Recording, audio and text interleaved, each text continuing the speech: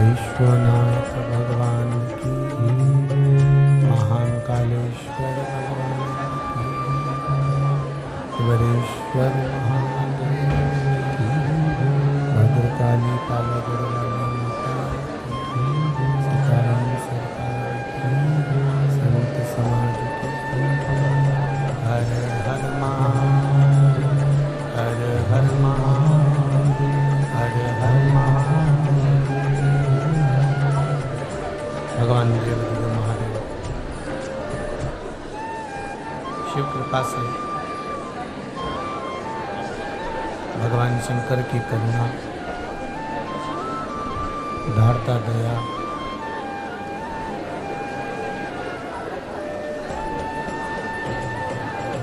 जो आप और हम भगवान शिव की पावन कथा को श्रवण करने के लिए यहाँ विराजमान हुए। भगवान शिव की कृपा से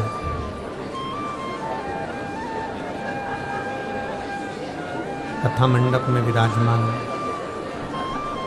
परम पूज्य श्री राम जी मंदिर महंत श्री राम नारायण दास जी महाराज जी कंजरी से, परम पूज्य आशुतोष जी महाराज जी बड़ोदरा, परम पूज्य डॉक्टर रामप्रिय दास जी महाराज जी अयोध्या, परम पूज्य महंत श्री रामदास जी महाराज मेरठ, परम पूज्य महंत शारदा पीठर पीठेश्वर मैया, परम पूज्य महंत रामजीवन दास जी महाराज, परम पूज्य महंत सिया रामदास जी महाराज अमृति, परम पूज्य महंत उज्जैन महंत श्री महंत राघवेंद्र दास जी महाराज एवं गुजरात ब्राह्मण समाज के अध्यक्ष भरत भाई जी रावत अहमदाबाद। शिव कृपा से भगवान शंकर की दया से, उनकी उदारता से, उनकी करुणा से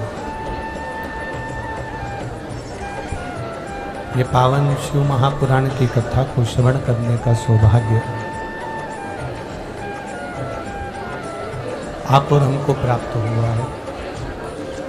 सभी संत वृंद ब्राह्मणों को प्रणाम करते हुए, नमन करते हुए पावन शिव महापुराण की कथा का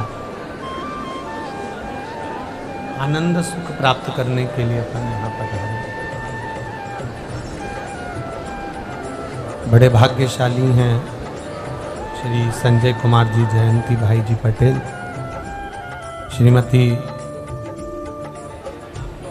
हिनल संजय कुमार जी पटेल, श्री राहुल कुमार जी, नवनीत भाई जी पटेल, श्रीमती रिद्धि राहुल कुमार जी पटेल, जिन्होंने इतना सुंदर आयोजन आयोजित कर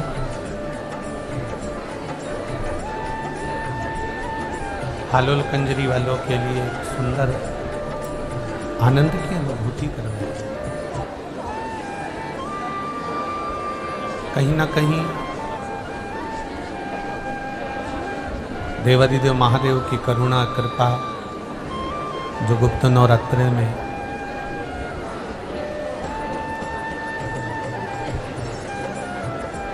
माघ का सुंदर महीना है और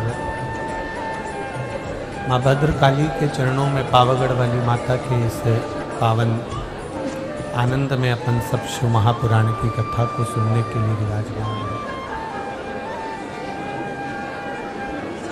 कृपा से संतों का दर्शन, भगवंतों का दर्शन और शिव कथा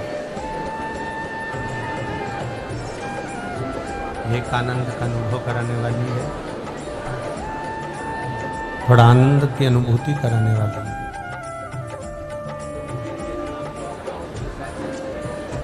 लोग कहते हैं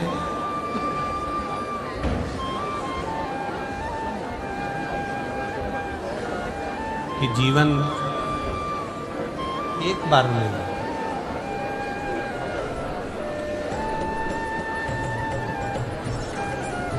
पर शिव कथा कहती है कि जीवन एक बार नहीं मिला, मृत्यु एक बार मिलती है और जीवन रोज मिलता है, प्रतिदिन मिलता है।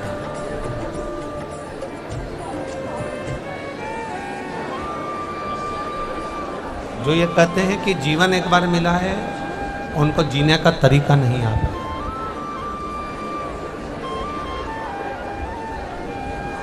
केवल एक मृत्यु ऐसी है, मौत ऐसी है, मृत्यु ऐसी है जो एक बार मिलती है, पर जीवन प्रतिदिन जब हम सोकर उठते हैं, प्रतिदिन हम जब जागते हैं और जागने के बाद नई ऊर्जा के साथ में अपने जीवन को जीने का तरीका फिर आगे बढ़ जाते हैं, तो समझ लेना कि जीवन एक बार नहीं मिला। जीवन जीने का तरीका परमात्मा रोज देता है, प्रतिदिन देता है, उसको जीना आना चाहिए।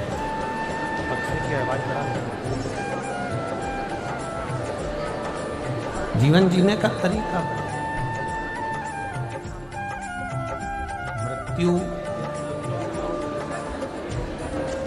मौत केवल एक बार आती है, उसके बाद हम सोए तो फिर अगला जन्म क्या है यह हमको भी ज्ञात नहीं है, हमको भी मालूम है।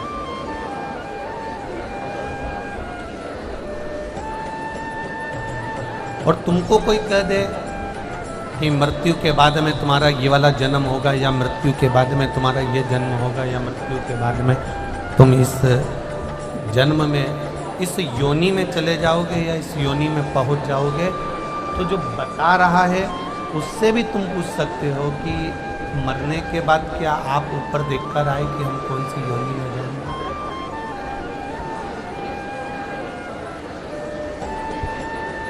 ये किसी को नहीं मालूम, ये किसी को ज्ञात नहीं, किसी को मालूम। हाँ, इतना जरूरी है, शिव महापुराण की कथा कहती है, ये जरूर है कि भगवान का यदि भजन करा है, परमात्मा की भक्ति को धारण करा है, परमात्मा की कथा को हमने श्रवण किया है, भगवान की अविरल भक्ति को हमने श्रवण किया, भगवान के भजन को हमने श्रवण किया, तो ये जरूर है कि हम बार बार जो जन्म हो रहा है, बार बार जो हमारी मृत्यु हो रही है, पुनरपि जन्म पुनरपि मरणम पुनरपि जन्म और मृत्यु के प्रपंच से हम छूट जाते हैं। फिर हमारा कोई जन्म नहीं होता, फिर हमारी कोई मृत्यु नहीं होती।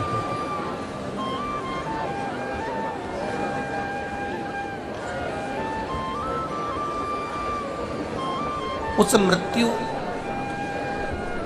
और जन्म के प्रपंच से जब हम छूट गए, जन्म और मृत्यु के प्रपंच से जब हम बाहर निकल गए, तो समझ लो कि फिर हमारा कोई जन्म है ही नहीं।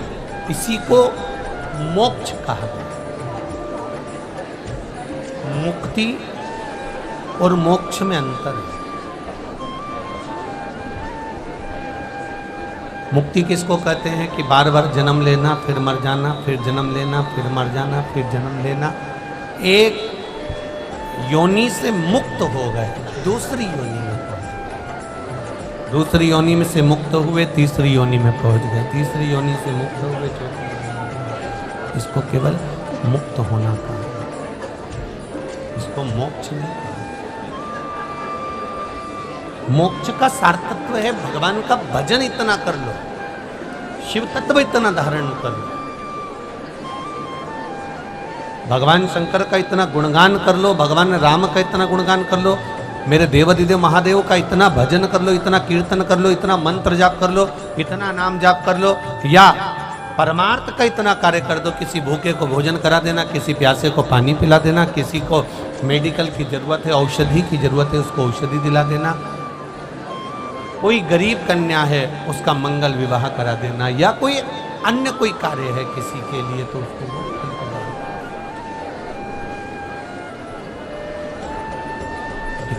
इतना कारगरम कहा गया है महाराज। मत बुरे कर्म वरना पछताएगा, भगवान की आंखों से तू बच नहीं पाएगा, तू बच नहीं पाएगा। अरे ओ अज्ञानी मत करना, तेरे कर्म का फल भी तू ही पाएगा, जैसा किया तूने तेरे आगे आएगा। मत बुरे कर्म कर बंदे वरना पछताएगा, भगवान की आंखों से तू बच नहीं पाएगा, तू बच नहीं पाएगा। अरे ओ अज्ञानी मत करना दानी। हम अपने कर्म को कैसा करें, हम अपने भजन को कैसा करें, हम अपने कीर्तन को कैसा करें, हम अपने मंत्र जाप को कैसा करें, हमारे स्मरण को हम कैसा महाराज।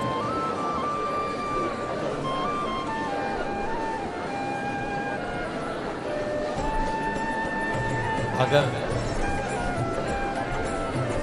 जूता पहन रहे हो और वो पाँव में कसा रहा है,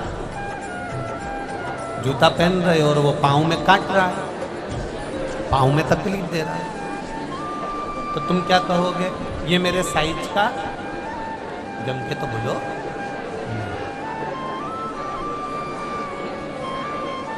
कोई स्वेटर पहन रहे हो, कोई वस्त्र पहन रहे हो, कोई कुर्ता पहन रहे हो, और वो अगर शरीर में तुमने पहना और बहुत कसाने लगा, बहुत कसाने लगा, तो तुम क्या कहोगे? ये मेरे साइज का जूता तकलीफ देने लगे तो समझ लेना ये मेरे साइज का।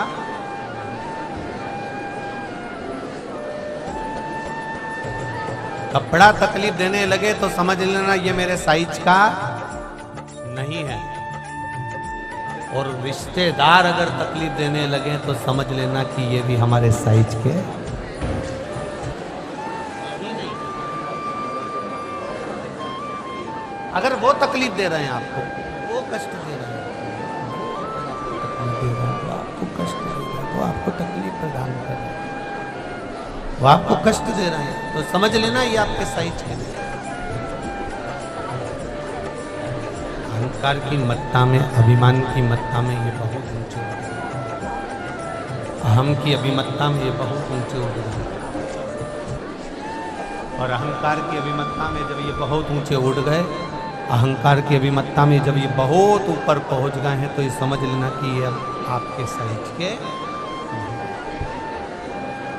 अब इनको साइज में लाना कठिन है।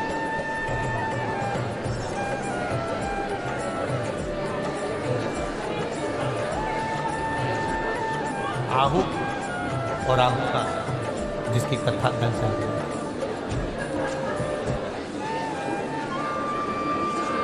क्या इनका कोई रिश्तेदार नहीं था? क्या इनका कोई नातेदार या इनका कोई संबंधी या इनका कोई पहचान वाला नहीं था? आहू और आहू का थे, इनके भी अपने थे, इनके भी रिश्तेदार थे, इनके भी कुटुंबी वाले थे, इनके भी परिवार वाले थे। पर बात केवल इतनी थी कि ये सारा घर का काम करने के बाद में, परिवार का पूरा काम करने के बाद में, भोजन आदि सारी व्यवस्था करने के बाद में ये दोनों भगवान शंकर की भक्ति में लग जाते थे, भगवान शिव के स्मरण में लग जाते थे, भगवान शिव के आनंदमय स्वरूप में लग जाते थे। जब आप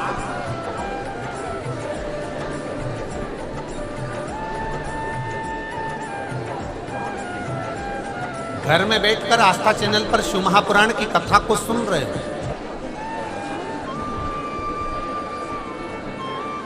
इतने में कोई आ गया तुम्हारा पहचान वाला, तुम्हारा मामा आ गया, तुम्हारी मौसी आ गई, तुम्हारे जीजा जीजी आ गए, तुम्हारे काका जी आ गए, कोई भाई आ गया, कोई बहन आ गई, कोई आ गया, और आप कथा सुन रहे हो। आपका ध्यान उनकी ओर गया, आपने आदर करा, सम्मान करा, सत्कार करा, बिठाया, पानी पिलाया, परंतु फिर आप वापिस टीवी की ओर कथा को सुनने में लग गए।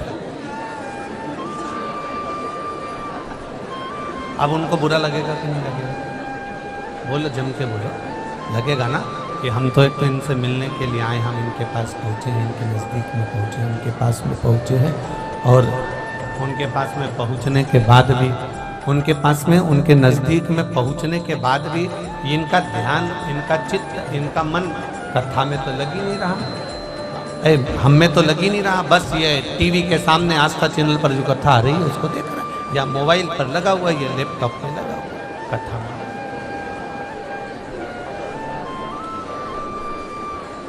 और सरल भाषा में सुनिए, आप मंदिर जा रहे हो थाली लेकर, आप भगवान के द्वार जा रहे हो, भगवान का पूजन करने के लिए, अर्चना करने के लिए, सेवा करने के लिए, गला पकड़ रहा है, अर्चना करने के लिए, सेवा करने के लिए, भजन करने के लिए आप मंदिर जा रहे हो।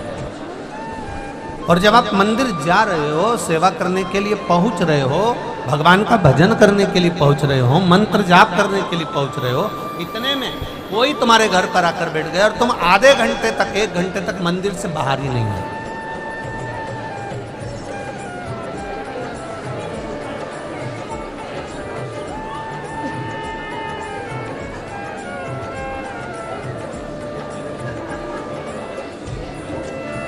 अब जो आया हुआ है उसको बड़ा बुरा लगेगा,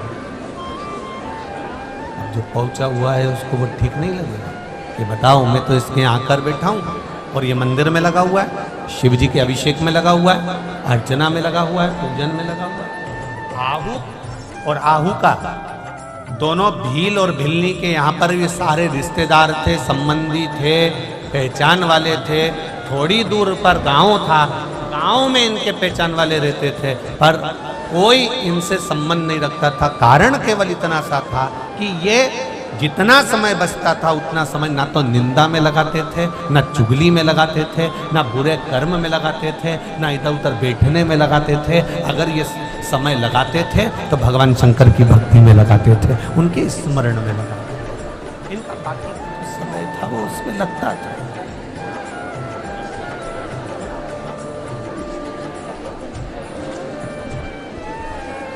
जितना समय इनका बचा वो देवाधिदेव महादेव के चरणों में लगा। अब आप में और उनमें कितना अंतर है? कई लोग कहते हैं भगवान शंकर हमारे यहाँ नहीं आते, कोई कहता है भगवान देवाधिदेव हमारे यहाँ नहीं पहुँचते, कोई कहता है भगवान देवाधिदेव महादेव हमारे नहीं हो पाते, शंकर जी हमारी बात नहीं सुन रहे, राम जी हमारी बात नहीं सुन रहे, कृष्ण जी हमारी बात नहीं सुन रहे। कौन कहता है भगवान बात नहीं सुन रहे?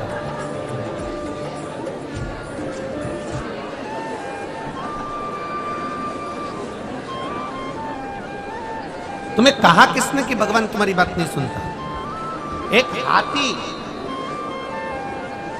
श्रीमद् भागवत कथा और विष्णु पुराण, गर्ग संहिता में भी संवाद है, वराह पुराण में भी संवाद है, नारद पुराण में भी संवाद है। एक हाथी जिसका पांव मगर पकड़ लेता है, हाथी का पांव पकड़कर खींचकर पानी में लेकर जा रहा है, वह हाथी पूरे परिवार को बुलाता है, पूरे परिवार को बुलाने के बाद पूरी समाज को बुलाता है, समाज को बुलाने के बाद चिंघाड़ता है, चिल्लाता है, कोई नहीं आता, तब उसे हाथी को समझ में आता है अब कोई नहीं आ रहा, तब वो हाथी परमात्मा को बुलाता है और भगवान दौड़ कर आता है। ये भागवत कर रही है, ये हमारा विष्णु पुराण कर रहा है, ये हमारा गर्ग संहिता कर रही है, हमारा शास्त्र कर रहा है।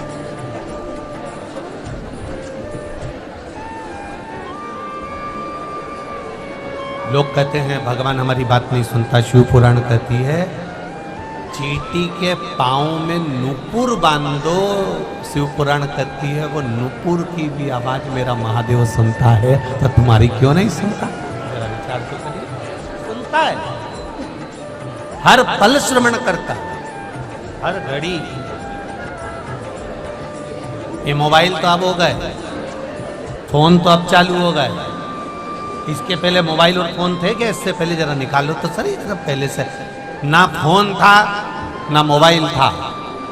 बेटी रहती थी बड़ौदा में, माँ रहती थी हालोल में। ईमानदारी से बोलना रही जी, बेटी बड़ौदा है, माँ हालोल में। जब माँ को याद आती थी बेटी की, उधर बेटी भी माँ को याद करती थी।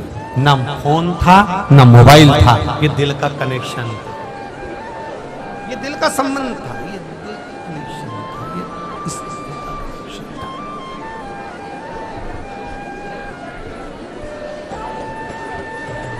जरा विचार करिए, सोचिए जरा।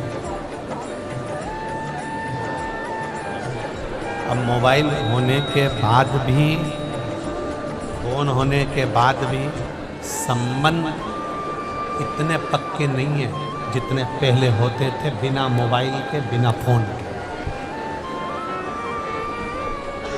इतना पक्का संबंध होता था, एक बार लड़का लड़की को देखता था, एक बार संबंध पक्का हो जाता था, मरते दम तक निभाते थे दोनों पति पत्नी। आज के जमाने में संबंध पक्का होने के बाद में मोबाइल नंबर ले लिया जाता है, छोरा छोरी को फोन लगाता है, छोरी छोरे को फोन लगाती है, डिकरा डिकरी को और डिकरी डिकरे को फोन लगाती है, और 8-8 घंटा, 10-10 घंटा, 11-11 घंटा, 12-12 घंटा तक फोन चलता रहता है। शादी होने के पहले तक रात को 3-3, 4-4 बजे तक बात होती रहती है।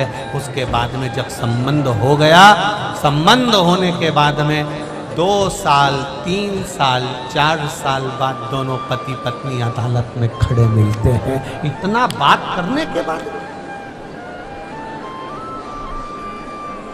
अब तो मोबाइल भी है, अब तो फोन भी है, अब तो लैपटॉप भी है, और डायरेक्ट ऑनलाइन बात चल रही है और मोबाइल पे एकदम।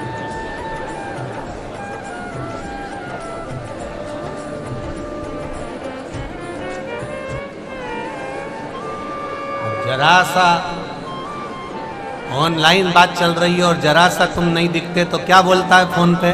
कहाँ हो? दिख तो है ही नहीं रहे हो।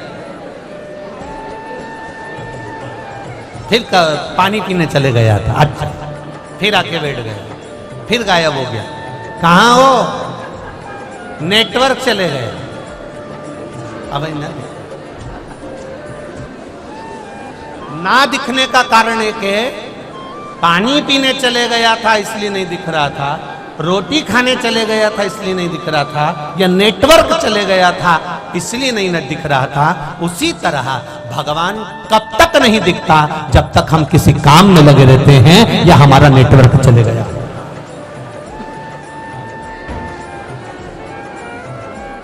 मंदिर जा रहे हो, रोज शिव जी को जल चढ़ा रहे हो, रोज भगवान शंकर का गुणगान कर रहे हो, शिव महापुराण की कथा को बैठकर पंडाल में श्रवण कर रहे हो, टीवी पर श्रवण कर रहे हो, मोबाइल पर श्रवण कर रहे हो, पर कभी कभी कथा सुनते सुनते भी नेटवर्क चले जाता है।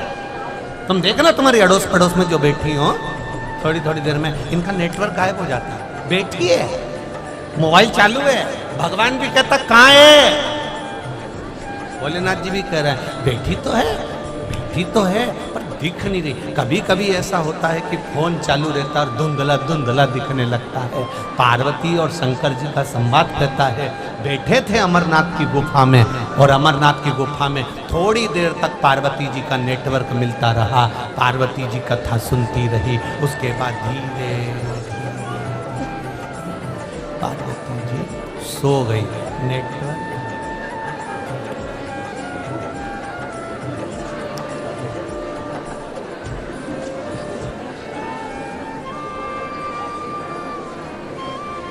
जब जागी पार्वती जी, शिव जी ने पूछा कथा सुनी तूने? हाँ। कहां तक सुनी? 9वें स्कंद तक। फिर मेरी धीरे धीरे आंखें लगती चली गई, दिखना बंद हो गया, समझना बंद हो गया। भगवान समझ गए कि नेटवर्क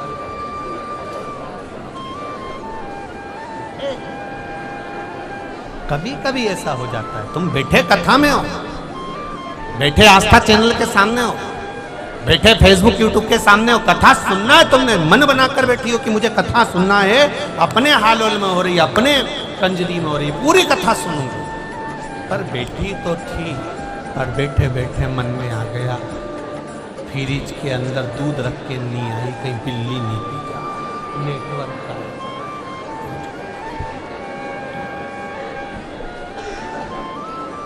पहुंच गई।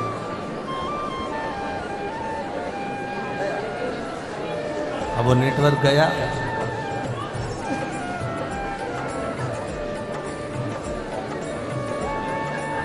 किसी ने कोनी मार के कहा क्या हुआ? कथा सुनने मन लगा है? हाँ मन तो लगा है, पर वो चाबी मेरी घर में रह गई।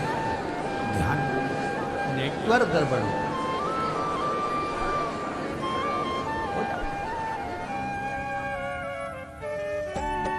अभी इससे पहले जो कथा थी परवणी की ना, परवणी थी। परवणी की कथा में कहा था पहले के समय में रेडियो रखते थे, कोई भी हो उस रेडियो को 2-4 जगह ले जाकर देखते थे और उसकी सुई घुमा घुमा कर देखते थे। सिग्नल मिला, सिग्नल मिला, सिग्नल मिला, थोड़ी थोड़ी दूर पे देखते थे। वहां बैठ कर देख लिया सिग्नल मिल रहा है, खेत में देख लिया, बावड़ी में देख लिया सिग्नल मिल रहा है। कहीं कहीं तो वो घुन घुन करता रहता था और कहीं कहीं एकदम सिग्नल मिल जाता था। विविध भारती आपका स्वागत करती है। सिग्नल तुरंत।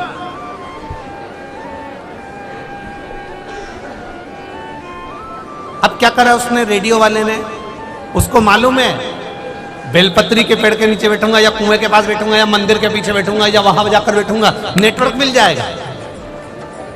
सारे रेडियो वालों को उसने बता दिया कि वहां जाकर बैठ जाना, नेटवर्क मिल जाएगा। बाकी की जगह घूमोगे तुम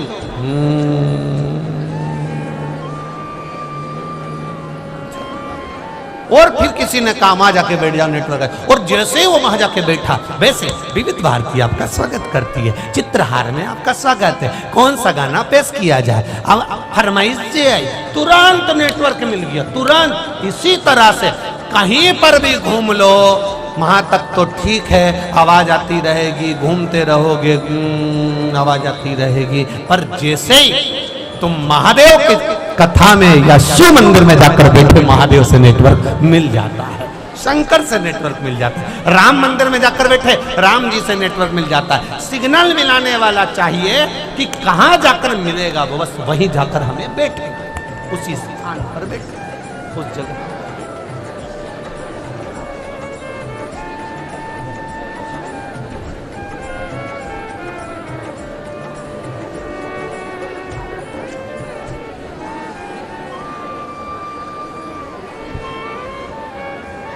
हवाई जहाज में कौन कौन बैठा है?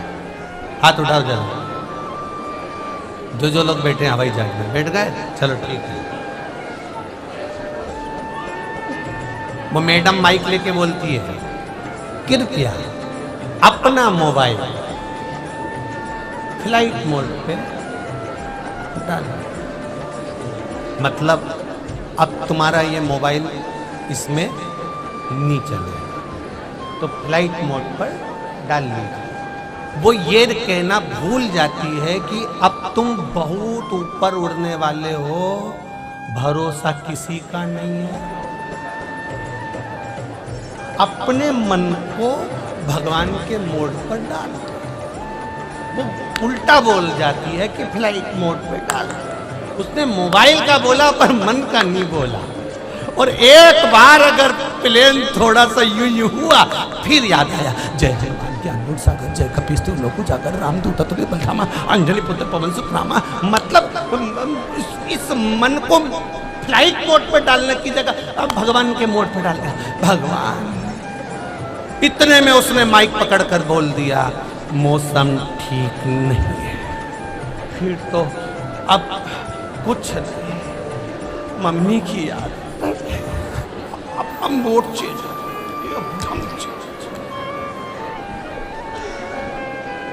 बस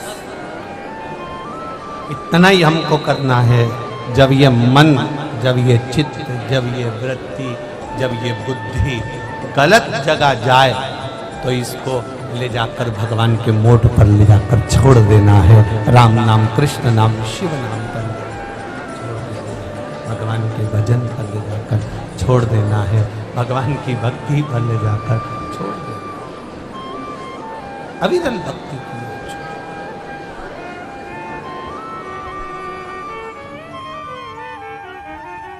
आहू का दोनों रिश्तेदार हैं, गांव में रहते हैं, परिवार वाले हैं, गांव में रहते हैं, पर संबंध नहीं बन पा रहा। संबंध इसलिए नहीं बन पा रहा क्योंकि ये भजन करने वाले हैं वो बिना भजन के, ये भील है तो वो भी भील है, ये भिलनी है तो वो भी भिलनी है। अंतर क्या भील भिलनी? कभी कभी नेटवर्क नहीं मिल पाता। स्वयं शबरी अम्बा का चरित्र देखिए, शादी हो रही है शबरी की, मंडप सजाया गया है, दूल्हा आने वाला है। सुंदर शबरी अम्बा ने अपने पिताजी से पूछ लिया कि पिताजी, ये इतने सारे जीव जानवर लेकर आए हो, इनका क्या करोगे? तो कहा बेटा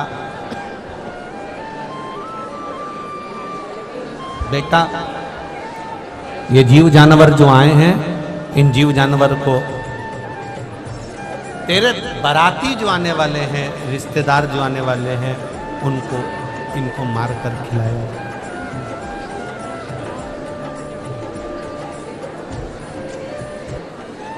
ये जो जीव जानवर आए हैं, उनको आने वाले जो मेहमान हैं, तेरे बाराती हैं, उनको मार कर। इतने जीवों की हत्या केवल एक मेरे विवाह के लिए, मेरी शादी के लिए। इतने जीवों की हत्या केवल मेरे विवाह के लिए, मेरी शादी के लिए। बस मंडप छोड़ा और विवाह का मंडप छोड़कर शबरी भाग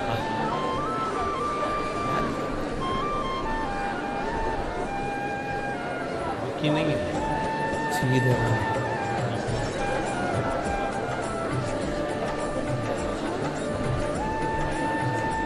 जरा सा नेटवर्क मिला ही था और शबरी अम्बा चली गई। अब इन जीवों की हत्या ना हो, इन जीवों को छोड़कर राम की भक्ति में मातंग बाबा के कहने पर ऐसी डूब गई कि आखिरी में राम जी को शबरी अम्बा के दरवाजे पर जाना है। इतनी डूब,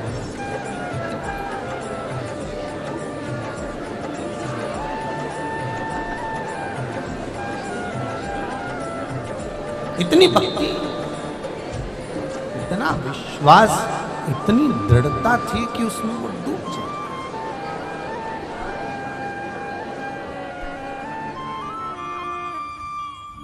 अब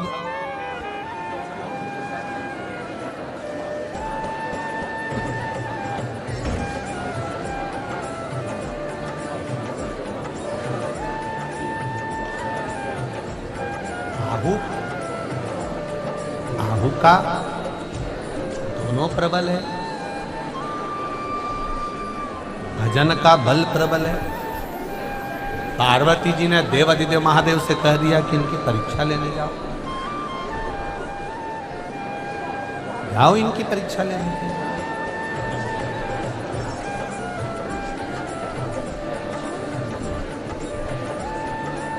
जिस दिन मृत्यु लोक पर हमारा जन्म होता है और जिस दिन हम मरते हैं, 21,600 श्वास मानव के शरीर से प्रतिदिन निकलती है। 3.5 करोड़ रोम छिद्र ये मनुष्य के शरीर पर होते हैं। ये 3.5 करोड़ रोम है ये मानव के शरीर,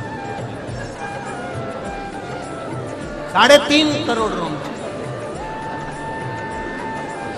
और 21,600 श्वास जो प्रतिदिन निकल रही है, ऐसी कोई श्वास नहीं है जो भगवान का भजन नहीं करना चाहती। प्रत्येक श्वास परमात्मा का नाम लेना चाहती है, प्रत्येक श्वास भगवान की भक्ति करना चाहती है।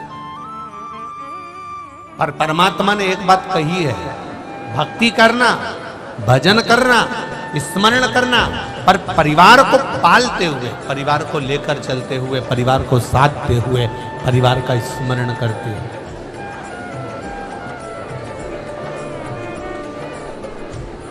अपने परिवार को संभालते हुए चलो।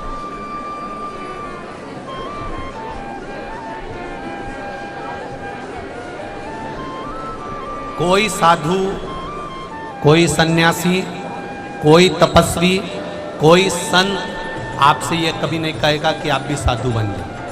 साधु एक बात जरूर कहेगा, संत एक बात जरूर कहेगा कि आप अच्छे गृहस्थी बन जाओ, अपने बच्चों को संभालो, अपने परिवार को संभालो और सत्यता का जीवन जीना चालू कर दो, अपने जीवन को सत्यमय बनाओ।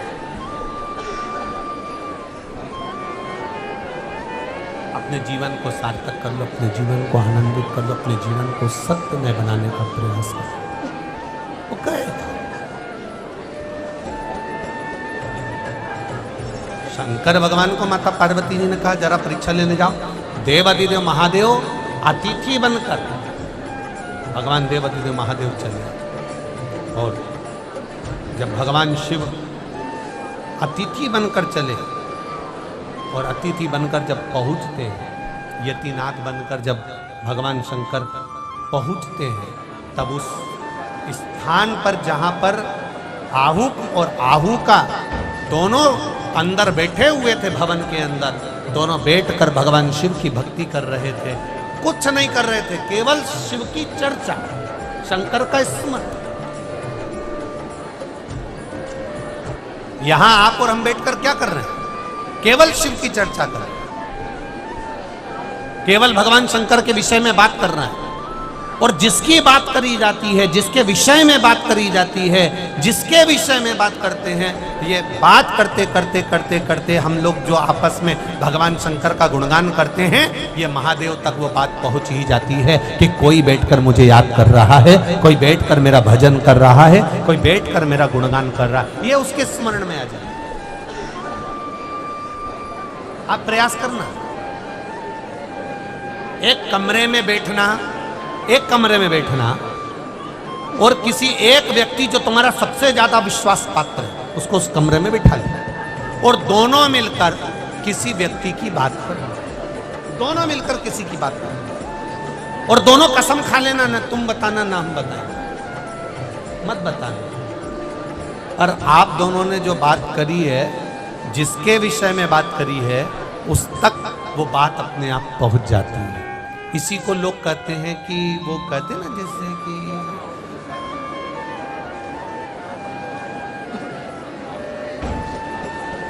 मकान,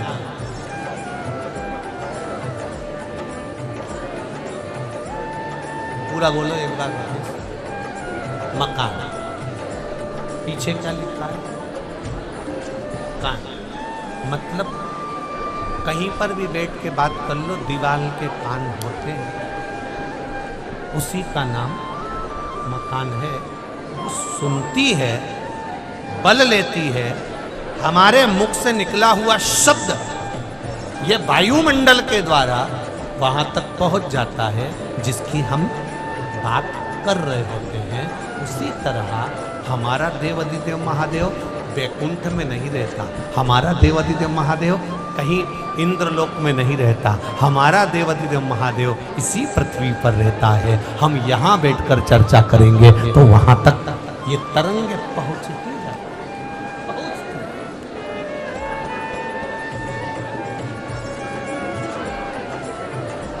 ये भी एक आराधना है, ये भी एक साधना है, स्मरण, और वो भी भगवान का स्मरण।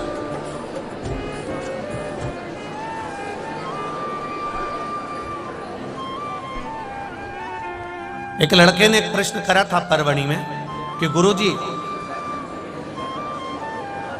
हम भगवान को याद करते हैं तो याद करने से क्या हमारा कल्याण हो जाता है? क्यों नहीं होता? इसका कोई प्रमाण है क्या कि आपने भगवान को याद कर और भगवान फल दे दिए? कोई सांसारिक प्रमाण बताइए। तो हमने कहा क्यों नहीं होता? आप भगवान को याद करोगे तो भगवान आपका कल्याण क्यों नहीं करेगा? कछुवी, कछुआ देखा है आप लोगों ने? बोलो, जम के बोलो जरा, देखा है? कछुए की जो धर्म पत्नी होती है कछुवी, पानी में रहती है, अंडा देती है रेत के ऊपर। पानी में कछुवी कभी अंडा नहीं देती, कछुवी अंडा देती है और रेत पर देती है। और एक बार अंडा देने के बाद में कछुवी कभी उस अंडे के पास नहीं जाती, कभी नहीं जाएगी। एक बार अंडा देने के बाद में कछुवी उस अंडे के पास में नहीं जाएगी, पानी में रहेगी, दूर रहेगी। बस कछुवी उस अंडे को याद करती रहती है, पानी में स्मरण करती रहती है, और वो अंडा पक जाता है और उस अंडे में से बच्चा बाहर निकल जाता है, मात्र स्मरण करने से।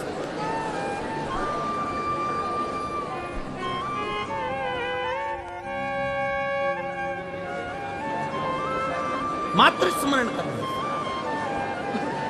कितना विचित्र। गर्भ में 9 महीना रखना पड़ता है, तब जाकर बच्चा पक पाता है। 9 महीना रखना पड़ता है। 6 महीना का भी होगा तो पका नहीं है, 7 महीने का भी होगा तो श्रेष्ठ नहीं है, 8 महीने का भी होगा तो श्रेष्ठ नहीं है, 9 महीने का बच्चा होगा तो श्रेष्ठ माना जाएगा। बुद्धि भी है, विवेक भी है, सुंदर भी है, स्वरूप भी है, शरीर भी पूरा है, इसमें कुछ कमी नहीं है, पका है, पूरा गर्भ की।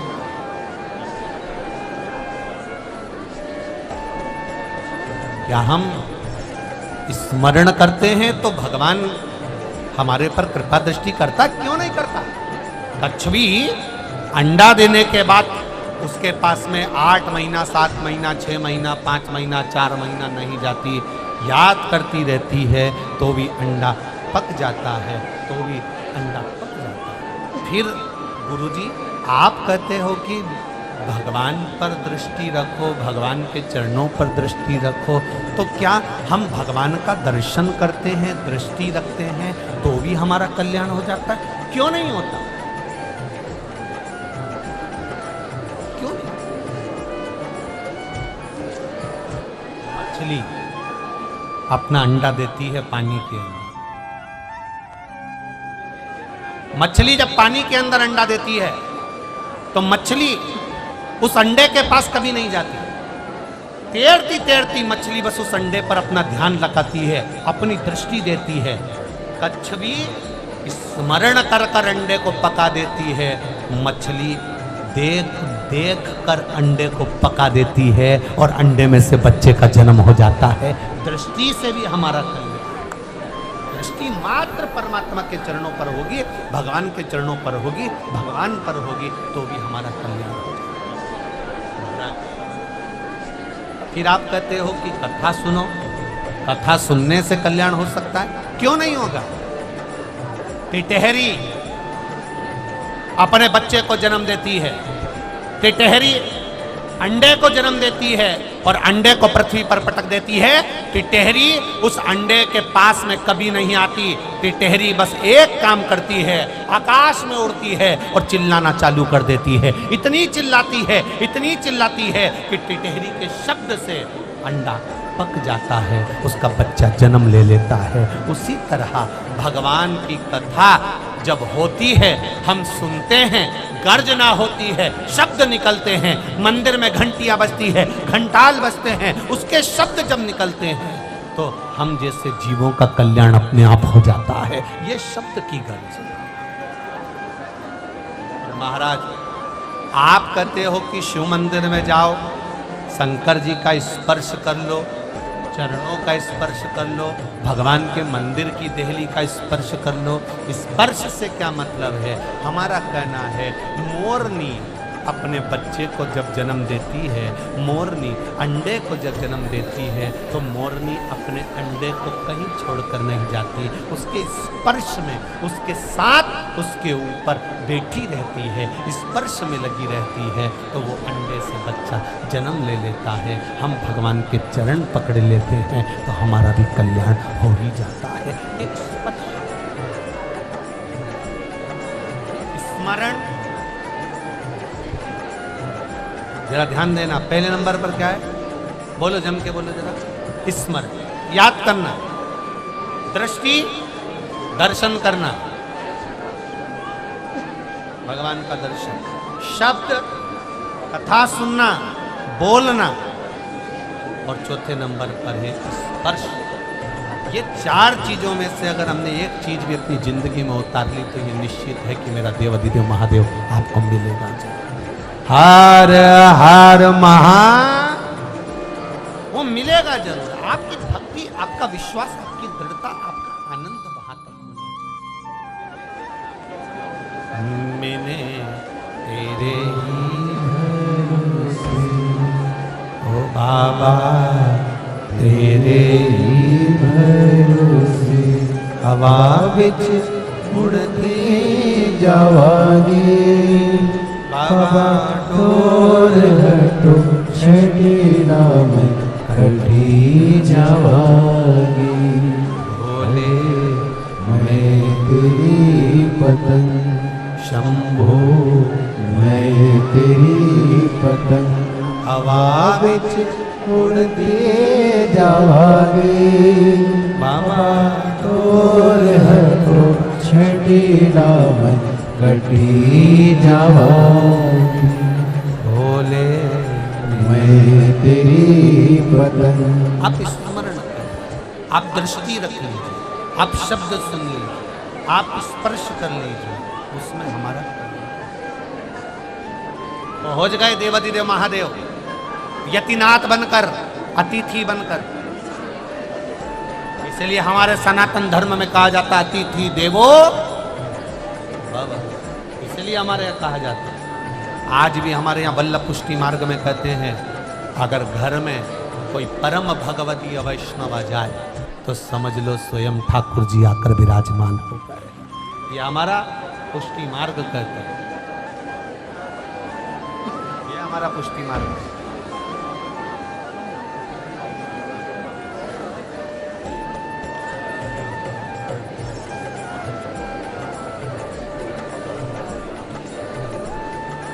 पुष्टि मार्ग में गुंजा माला भी बनाई जाती है, तो एक फूल के पंखड़ी को 4 बार मोड़ा जाता है, तो फिर सुई से पिरोया। एक पंखड़ी को, एक परम भगवती वैष्णव ने पूछ लिया कि इसको 4 बार क्यों मोड़ा है, तो हमने कहा बचपन, जवानी, अधेड़ी और बुढ़ापा सब पिरो कर भगवान के चरणों में छोड़ दिया है। अब वो संभाल सब दे दिया उसको।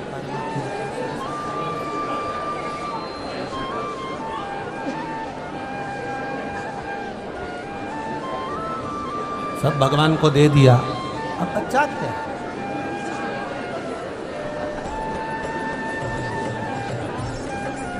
समर्पण।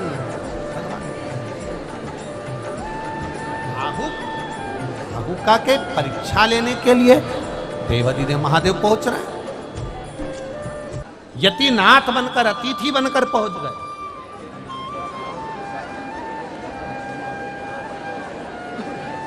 दरवाजा बजाया, अंदर कोई है, दरवाजा खोलिए।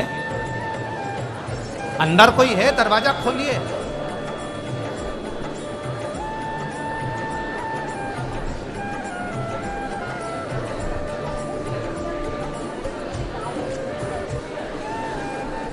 आहूकत ही, आहूत नहीं,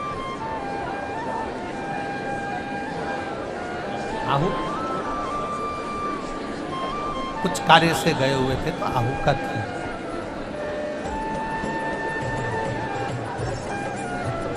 अमृत पीने वालों को क्या कहते हैं? देव। और विष पीने वाले को क्या कहते हैं? जम जम के बोलोगे महादेव। 33 कोटि देवता,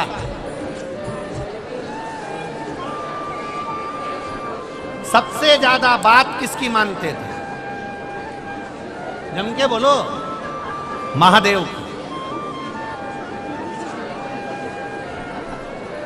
एक सरल भाषा में समझना, पहली बार इस प्रसंग को लेकर आए। श्री राम शिव महापुराण की कथा ये कंजरी में चल रही है, पहली बार ये प्रसंग आया है तो ध्यान से सुनना। अगर आपका कोई काम नहीं हो रहा है, बैंक का कोई काम नहीं हो रहा है, विद्युत विभाग का कोई काम नहीं हो रहा है, तुम्हारा नगर पालिका का कोई प्रशासन का कार्य नहीं हो रहा है, तो तुम क्या करते हो? फाइल तो लेकर जाते हो, साथ में उस प्रशासन का कोई परिचित व्यक्ति जिसकी सब मानते हो,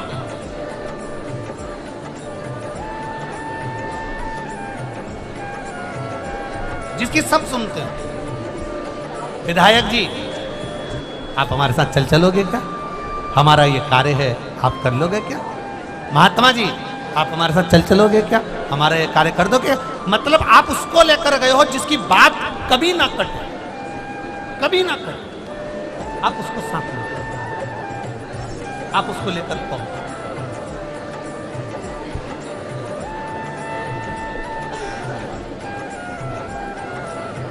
बबीता बेन, जिसका प्रश्न है हालोल से, जिन्होंने सीहोर मैसेज करा है, बबीता बेन हालोल में, कि हम भगवान के पास में अपना काम करवाना है तो भगवान के पास जाएं तो हम क्या लेकर जाएं? जैसे कोई विधायक को ले जाता है, कोई अध्यक्ष को ले जाता है, कोई किसी को साथ ले जाता है, तो प्रशासन का कार्य हो जाता है। हम किसको लेकर जाएं? अरे भाई, हमारे सनातन धर्म में तो पहले से कहा गया है कि मंदिर जाओ तो श्रीफल लेकर जाओ। क्या लेकर जाओ? श्रीफल। श्रीफल किसका प्रतीक है?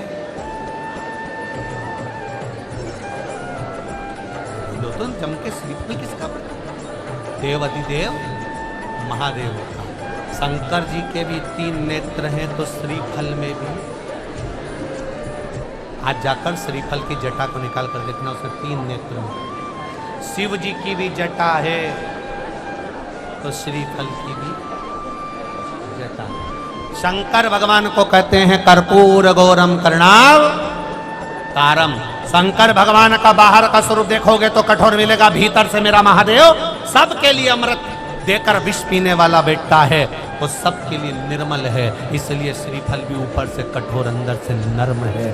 उसको कहते हैं महामृत्युंजय, रोग को हरने वाला। तो श्रीफल का पानी, नारियल का पानी भी रोग का हरण करता है, इसलिए उसको कर्पूर गौरम कहा जाता है। शिव के 3 नेत्र हैं, श्रीफल के 3 नेत्र। शंकर की जटा है, श्रीफल की जटा है। क्यों हनुमान मंदिर में, क्यों राम मंदिर में, क्यों शिव मंदिर में, क्यों सारे देवी देवता के मंदिर में, संपूर्ण देवता के मंदिर में, विवाह में, शादी में, उद्यापन में, मंडप में, आदि कादिक, जन्म से लेकर मरता है, मुर्दे को भी लेकर जाते हैं तो शमशान में भी श्रीफल जाता है। उसका कारण केवल इतना सा है, क्योंकि वो शंकर है, तुम्हारे जन्म से लेकर मरे तक तुम्हारा पीछा नहीं छोड़ता है, तुम्हारे साथ है।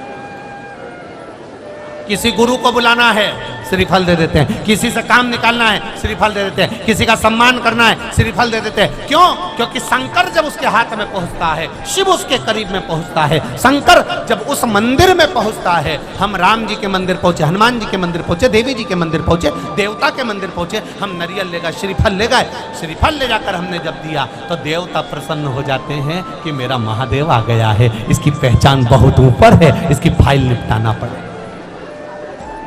मेरा महादेव आया है, इसकी फाइल निपटाना पड़ेगी। लोग कहते हैं उसने एक श्रीफल दिया, काम नहीं पड़ गया, क्योंकि वो श्रीफल नहीं है, वो मेरा देव अधिदेव महादेव भगवान शिव की कथा।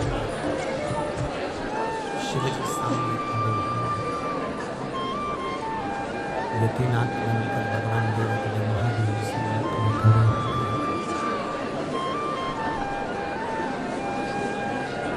अब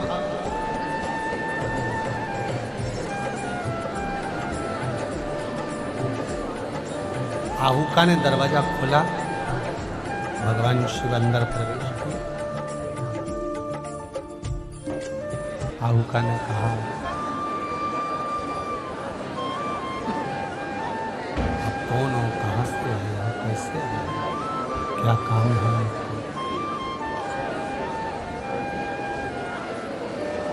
किस लिए आपका आगमन हुआ है, किस लिए आपका ध्यान? आपके आने का कारण क्या है? अतिथि बनकर, यतीनाथ बनकर भगवान आए और भगवान ने आकर कहा, रास्ता भटक गया हूं, मार्ग नहीं मिल रहा, इसलिए मेरा मन है कि मैं एक रात्रि आपके यहां रुकना था, केवल एक रात्रि। थोड़ा ध्यान देना इस कथा पर। भजन करने वाला, कोई साधु हो, कोई सन्यासी हो, कोई तपस्वी हो, कोई संत हो, कोई महात्मा हो, कोई भक्त हो, कोई भगवान का भजन करने वाला हो, कोई कीर्तन करने वाला हो, कोई मंत्र जाप करने वाला हो, कोई स्मरण करने वाला हो, कोई ठाकुर जी से लाड़ लड़ाने वाला हो, कोई संतों की सेवा करने वाला हो, कोई भगवंतों की सेवा करने वाला हो। शिव महापुराण की कथा कहती है, अगर उस नगर में बहुत बड़ा सेठ रहता हो, बहुत धनिक व्यक्ति रहता हो, और उस नगर में कोई भक्त रहता हो, कोई साधु, कोई सन्यासी, कोई तपस्वी, कोई साधक, कोई उपासक रहता हो, तो शिव पुराण कहती है उस धनिक के यहाँ मत रुकना, एक बार भजन करने वाले के यहाँ रुक जाना। भगवान के भक्त के यहाँ, भगवान के स्मरण करने वाले के यहाँ, भगवान की अविरल भक्ति को धारण करने वाले के यहाँ, भगवान के मूल मंत्र को जपने वाले के यहाँ अगर रुकोगे तो उसका लाभ क्या होगा? उसका लाभ यह होगा कि आप जितनी देर उसके यहाँ रुके हो, वो जितना समय भजन करेगा, उस भजन का पुण्य आपके खाते में भी जाता चले जाएगा, ये निश्चित है।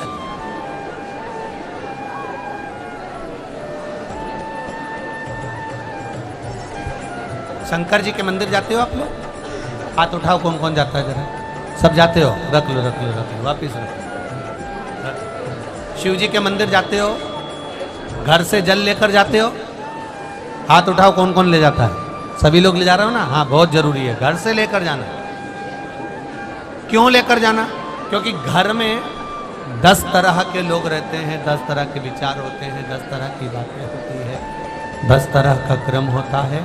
जब हम घर से एक लोटा जल देवाधिदेव महादेव को चढ़ाना प्रारंभ करते हैं, घर का जल, अपने घर का जल जब हम देवाधिदेव महादेव को चढ़ाना प्रारंभ करते हैं, भगवान शिव को देना प्रारंभ करते हैं, तब हमारे घर की बात हम भले महादेव को बताएं चाहे न बताएं, पर परिंडे में से, हंडे में से, मटके में से एक लोटा जल जब जाता है, हम नहीं बोलते महादेव को, पर महादेव उस जल को देखकर पहचान जाते हैं कि इसकी यहाँ तकलीफ क्या है। केवल जल। आप तो द्वारका के, आप तो गुजरात के निवासी हो,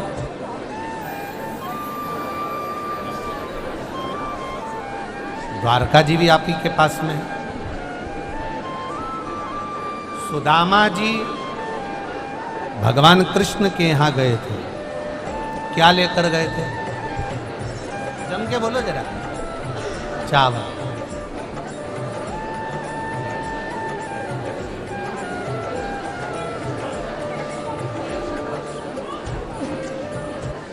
भगवान कृष्ण ने 3 लोक का राज्य दिया।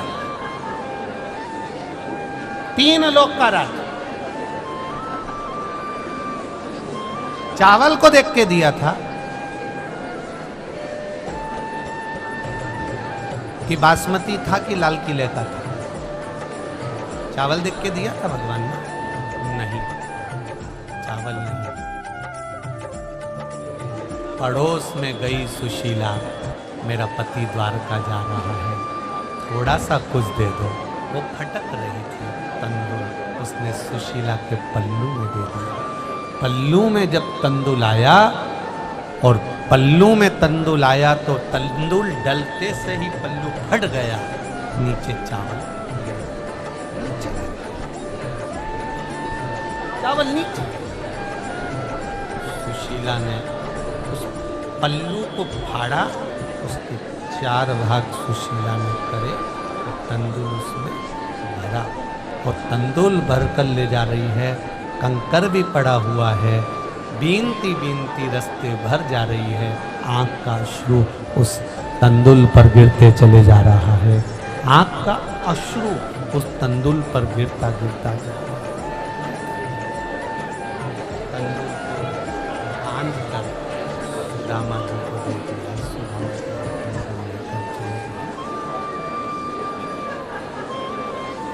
ये तंदूल सुदामा जी आप लेकर जाए। सुदामा जी ने तंदूल बाजू में दबाया, लेकर पहुंच गए।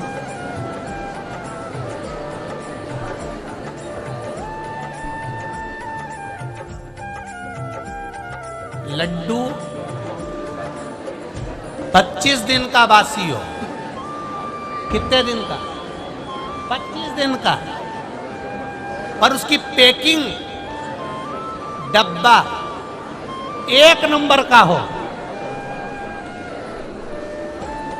डब्बा खोलने वाला 25 दिन का बासी लड्डू जरूर खाएगा, अगर डब्बा अच्छा है तो।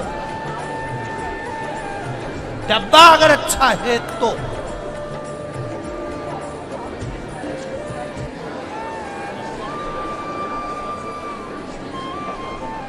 पल्लू भगवान कृष्ण के हाथ में पोटली लगी। द्वारिकाधीश ने वो पोटली को जो खोला तो तंदूल तो अपनी जगह थे, पर वो साड़ी का पल्लू झरझर हो रहा था। भगवान समझ गए, जब साड़ी का पल्लू ऐसा हो रहा है तो तंदूल इसके घर का नहीं है, दूसरी जगह का है। पर पल्लू को देखकर पहचान गए, इसलिए 3 लोग का राज्य प्रदान कर दिया। केवल पल्लू।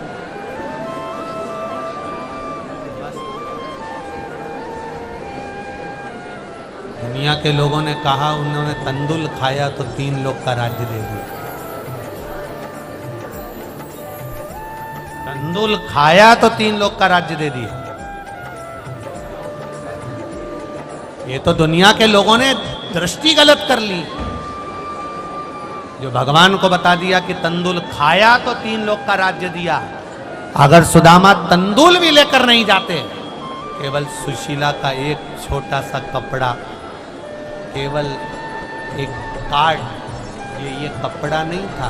जैसे कोई आप किसी से मिलने जाओ, कंपनी वाला आता है तो अपना विजिटिंग कार्ड देता है, मेरा नाम ये है, मैं इस कंपनी का मालिक हूँ, मैं ये हूँ, मैं ये हूँ। उसने अपना कार्ड दिया। कार्ड दिया मतलब कभी भी जरूरत पड़े तो तुम यहाँ जाना, आपको कोई सामान भेजना हो तो यहाँ भेज देना। सुशीला ने पल्लू नहीं दिया था, अपना विजिटिंग कार्ड दिया था कि ये कार्ड वहाँ तक पहुँच जाए, उसके बाद में 3 लोग का राज्य तो यहाँ अपने आप भेज देगा, कोरियर ही आ जाएगा, तुम भेजो तो सर। आओ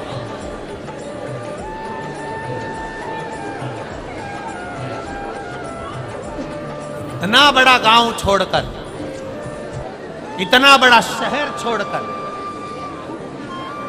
इतना बड़ा गांव छोड़कर, इतना बड़ा शहर, हालोल जैसा शहर, उधर हालोल है, यहां से ज्यादा बड़ी बस्ती है, हालोल जैसा शहर छोड़कर।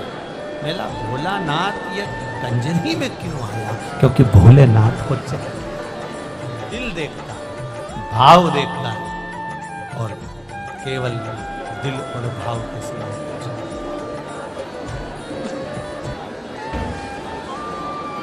आदरणीय महंत श्री राम मंदिर के राम नारायण दास जी महाराज जी को मैं बार बार साधुवाद दूंगा कि आपका प्रेम खींच कर लाया है देवाधिदेव महादेव को यहाँ तक। प्रेम आपकी करुणा, आपकी वात्सल्यता, राघव जी की कृपा, और जो आपने राम जी के मंदिर में जो महादेव जी बिठा के रखे स्फटिक, वो भी बहुत दिन से कह रहे थे। राम जी उनको कहते थे कथा सुनना है।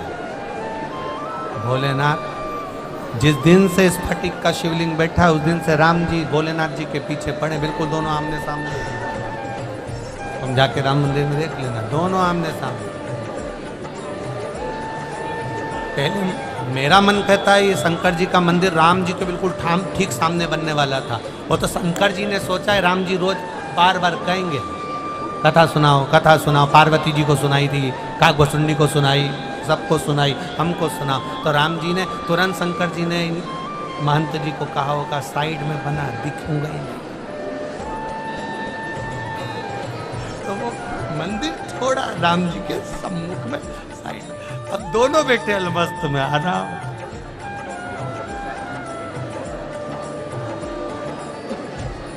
होना थी कई, हो गई।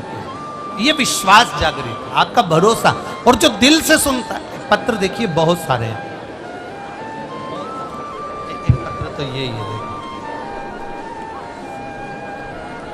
शादी की पत्रिका कम से कम काम तो आ रही है, ये खुशी की बात है। बाद में तो कहीं चली जाती थी, अब तो लिखने के भी काम आ रही है। बच्चे का फोटो देखो पहले तो। जितने लोग आस्था चैनल पर कथा सुन रहे हैं, जितना प्रेशर बड़ा बाबू,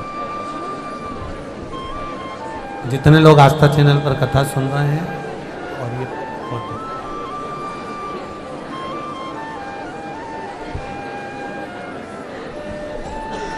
सो आशा विठल पाटिल है मेरा नाम, सूरत गुजरात से आई हूँ। कहीं बैठी हो तो हाथ हिलाइए, जहाँ कहीं बैठी हो आप ही हैं, दोनों हाथ हिला दो एक बार। श्री शिवाय नमस्ते। सूरत गुजरात से आई हूँ गुरुदेव। आपने जो शिव महापुराण की कथा में एक लोटा जल का वर्णन किया है, शंकर भगवान का गुणगान करने का वर्णन किया है, शिव जी पर सफेद आंकड़े की जड़ का, डीले कम कर दे बाबू, सफेद आंकड़े की जड़ का जो गुणगान किया है, मेरी बेटी सो ज्योति सुरेश पाटिल, उसकी शादी को 12 साल हो गए थे। शादी को 12 साल हो चुके थे। उसे एक 10 वर्ष की लड़की थी, उसके बाद में उसको कोई संतान नहीं हुई। सारे डॉक्टरों को दिखाया, सबको बताया, पर संतान का सुख नहीं। परिवार वाले कहते थे दीकरी तो है, दीकरा नहीं। बड़े भाव से देवाधिदेव महादेव की कथा, बड़ोदरा की कथा में बाबा से विनती करी, बाबा की करुणा दाता ऐसी रही, शिव कृपा से बाबा की करुणा। हम लोग बड़ोदरा भी आए थे, लेटर भी भेजा था शिव जी का कि हमारे यहाँ पर बाबा की कृपा से। बड़ोदरा की कथा में हमने पत्र भेजा था कि हमारे यहाँ बाबा की कृपा से, एक बाबा की करुणा से संतान का जन्म हुआ है और बाबा की कृपा से ही प्राप्त हुई है। आज फिर बाबा का ये पत्र भेज रही हूँ, शिव कृपा से प्राप्त हुई है। बैठिए बहन। श्री शिवाय नमस्ते। शिव तत्व इसी को कहते हैं, शंकर की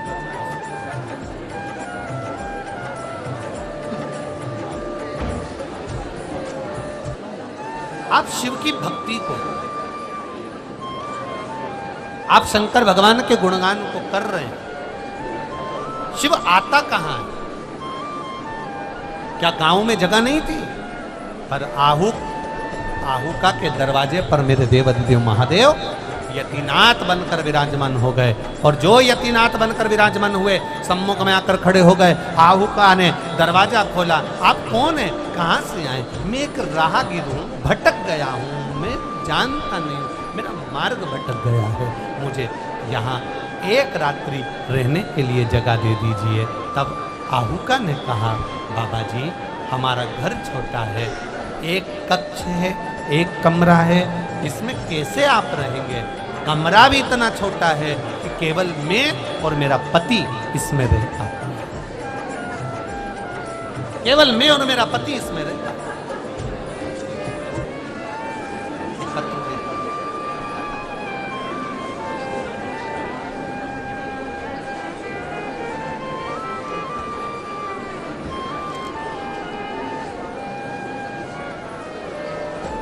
मैं हालोल कंजरी से हूँ, किशन क्लासिक से हूँ।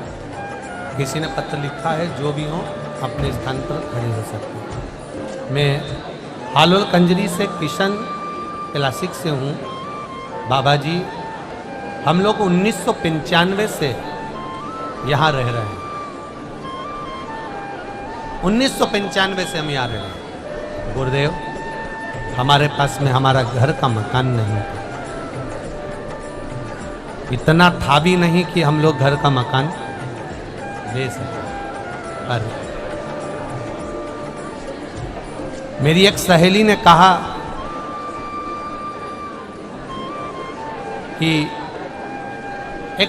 कहा कि मैं एक वीडियो भेजती हूं, उसमें पशुपति व्रत का वर्णन है, तो उसको करेगा। 1995 से मकान नहीं है, एक बार अगर व्रत करेगी और बाबा सुन लेगा तो अच्छी बात है। उसने क्लिप भेजी, मैं आपको नहीं जानती थी, ना आपको कभी सुना था, ना कभी देखा था, केवल वो क्लिप सुनी थी, आपका नाम भी नहीं जानती थी कि कौन सा महाराज है।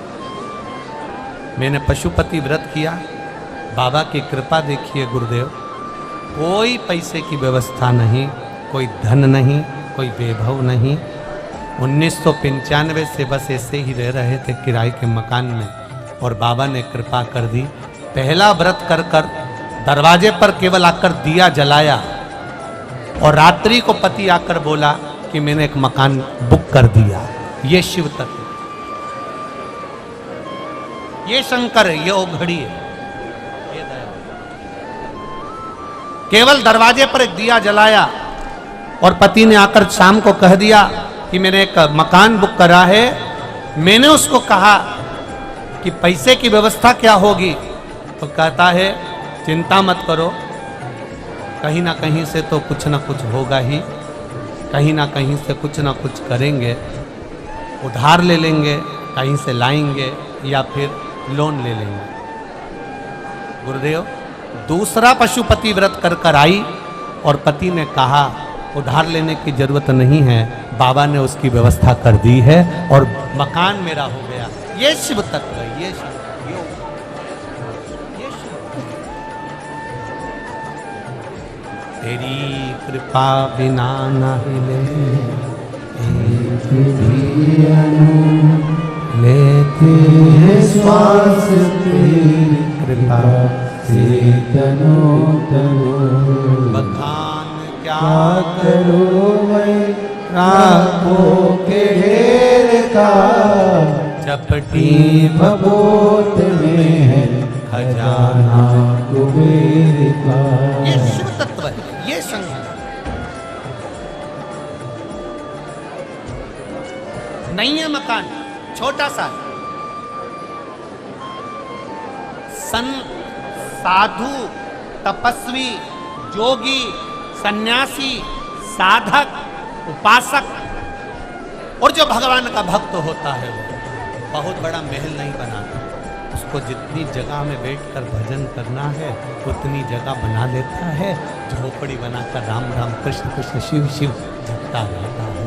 अब कोई आ गया, अतिथि कोई आ गया, कोई आया कोई दूसरा संत, कोई अतिथि, कोई साधक, कोई तपस्वी, कोई साधु सन्यासी आ गया तो जो साधक होता है, तपस्वी जो होता है, भजन करने वाला होता है, अपनी झोपड़ी छोड़ देता है, अतिथि को अंदर सुला देता है, खुद पेड़ के नीचे जाकर सो जाता है। अतिथि देवो भव का नियम वही हुआ। आहुका ने कहा महाराज जी हमारे पास सोने की जगह नहीं है, हम पति पत्नी एक कुटिया में रहते हैं, हमारे पास में सोने की जगह नहीं है। यतिनाथ कहते हैं भगवान शंकर जो अतिथि बनकर आए हैं, उन्होंने कहा मुझे तो यहीं रहना है, मैं कहाँ जाऊंगा आधी रात को। इतने में आहुका ने कहा भी थोड़ा सा प्रकाश है, थोड़ा सा प्रकाश है, थोड़ा सा उजाला है, पास में गांव है, नगर बसा हुआ है, आप वहां चले जाओ। नहीं नहीं नहीं, मैं जाऊंगा तब तक अंधेरा हो जाएगा, मैं नहीं जा सकता, मुझे यहाँ रहना है, मुझे यहीं पर रहना है। बारंबार जब कहा गया, बारंबार कहा जा रहा है, बार बार कहा जा रहा है, तब आहुका हाथ जोड़कर खड़ी हो गई, हमारे पास जगह नहीं, मैं आपको भोजन करा देती हूँ, मैं आपको पानी पिला देती हूँ, मैं आपका आतिथ्य कर देती हूँ, मैं आपका सत्कार कर देती हूँ, मैं आपके चरण धो लेती हूँ, पर हमारे यहाँ रुकने की व्यवस्था नहीं।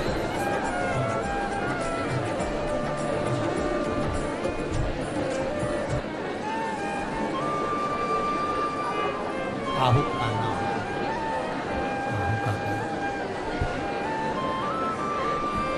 आहुक ने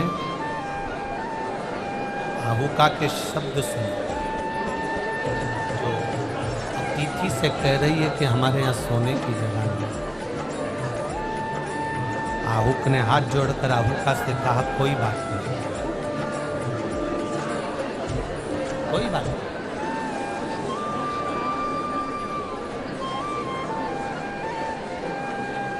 आहुक कहता है कि मैं बाहर सो जाऊंगा,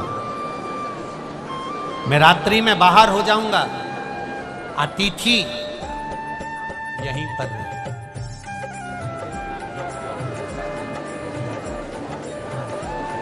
मेरी धर्म पत्नी भी बाहर हो जाएगी, आप इस कक्ष में निवास करो। शिवजी मुस्कुराकर बोले, स्त्री, नारी, घर की स्त्री बाहर जाकर सोएगी, अच्छा लगेगा।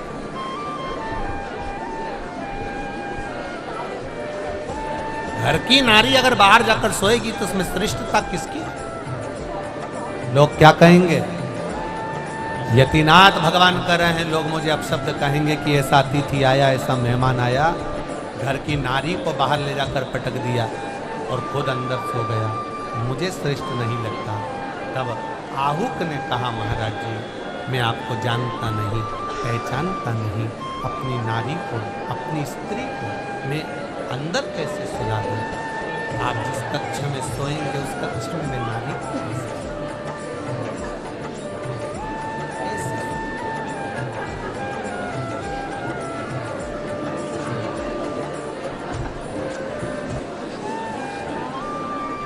कभी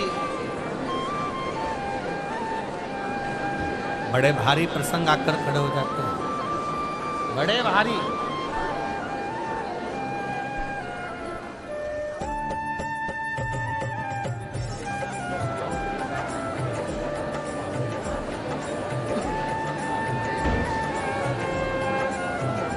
और परीक्षा देना पड़ जाती कभी। ओरछा के राजा भगवान कृष्ण को मानते थे, ओरछा की रानी भगवान राम को मानते। श्री विठलनाथ जी ने, गुसाई जी ने, ओरछा के राजा पहुंचे गुसाई जी के सामने, महाराज हाथ जोड़कर खड़े हैं गुसाई बाबा के सामने, विठलनाथ जी के सामने, गुसाई जी के सामने। महाराज जी ठाकुर जी की सेवा दे दीजिए, मुझे ठाकुर जी की सेवा दे दीजिए, ठाकुर जी की सेवा दे दीजिए। गोसाई जी ने कहा महाराज तुम राजा हो, अगर ठाकुर जी की सेवा में लग जाओगे तो संसार की सेवा नहीं कर पाओगे, अपने राज्य की सेवा नहीं कर पाओगे। मैं आपको सेवा नहीं दे सकता, मैं आपके घर में ठाकुर जी विराजमान नहीं कर सकता। नहीं, मुझे ठाकुर जी की सेवा दे दीजिए, मुझे ठाकुर जी की सेवा। हाथ जोड़ रहे हैं, बार बार निवेदन कर रहे हैं, बार बार निवेदन। मुझे ठाकुर जी की सेवा दे दो। ओरछा के राजा हाथ जोड़कर खड़े थे तो गोसाई जी ने कहा मैं तुम्हें एक सेवा देता हूं, जो गले में तुलसी की माला पहनकर आए, मस्तक पर तिलक लगाकर आए, जो परम भगवदीय वैष्णव तुम्हारे यहाँ आए, तुम उसके चरण धोना और चरणामृत पीना। बस इतनी सेवा तुम्हें दे देता हूं, उससे तुम्हें ठाकुर जी मिल जाएंगे। इतनी सी सेवा, हाँ बस इतनी सेवा करो। ओरछा का राजा कोई भी उसके नगर में आया, उसको सूचना मिल जाती, संत आए चरण धो लिए, साधु आया चरण धो लिए, ब्राह्मण आया चरण धो लिए, कोई भी आया मस्तक पर तिलक लगा है और गले में तुलसी की माला पड़ी है, और ओरछा के राजा ने उसके चरण धोए। सोने की थाली तैयार रखता था, सोने का कलश तैयार रखता था, रानियों को तैयार रखता था कि कोई भी आएगा चरण धोना पड़ेगा। मेरे गुरु ने कहा चरण धो, और चरण धोने का क्रम चालू हो गया। नगर के लोग, राजा के नगर के लोग हंसने लगे, काहे का ये राजा हुआ, बताओ ऐसा पगला हर किसी के पांव धोता रहता, हर किसी के चरण धोता रहता। इसके तो मजे लेना चाहिए। गांव के लोगों ने, नगर के लोगों ने मजे लेना चाहिए। जो विपरीत थे, विपरीत बुद्धि के थे, उसने मजे लेने के लिए गधे के गले में तुलसी की माला पहना, गधे को तिलक लगा दिया और लेकर पकड़कर पहुंच गए राजा के दरवाजे पर। महाराज महाराज महाराज महाराज महाराज, परम भगवतीय वैष्णव है।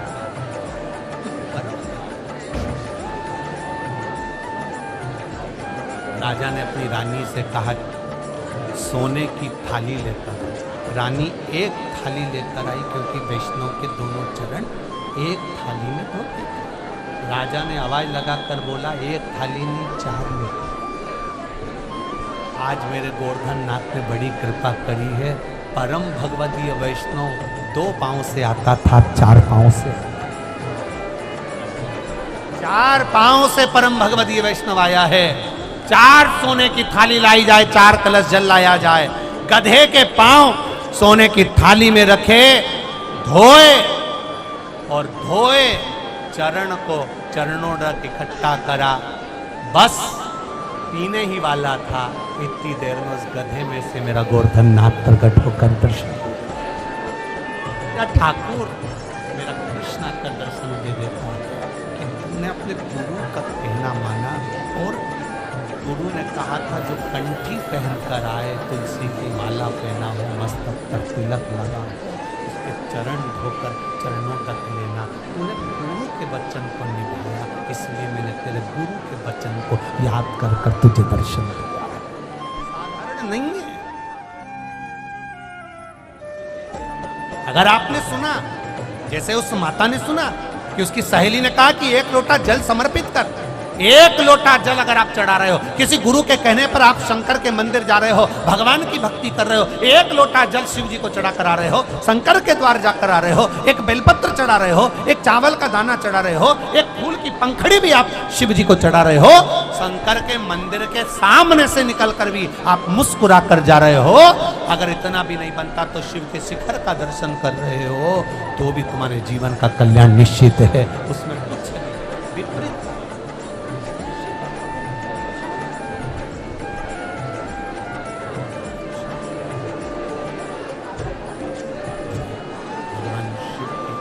स्मरण करते। हाँ महाराज जी, आप अंदर सोएंगे, मेरी धर्म पत्नी अंदर सोएगी, दुनिया के लोग क्या कहेंगे। यतीनाथ भगवान ने कहा अगर नारी को बाहर सुलाता हूं तो लोग मुझे हंसेंगे, एक काम करता हूं मैं बाहर सो जाता हूं। शंकर भगवान जब बाहर सोने की बात करने लगे तो आहुक ने कहा नहीं,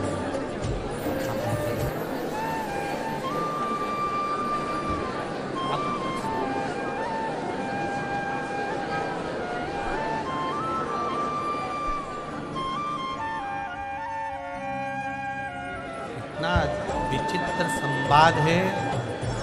दुनिया के लोग कहते हैं हमारे घर में हमने भगवान का मंदिर भी बनाया है।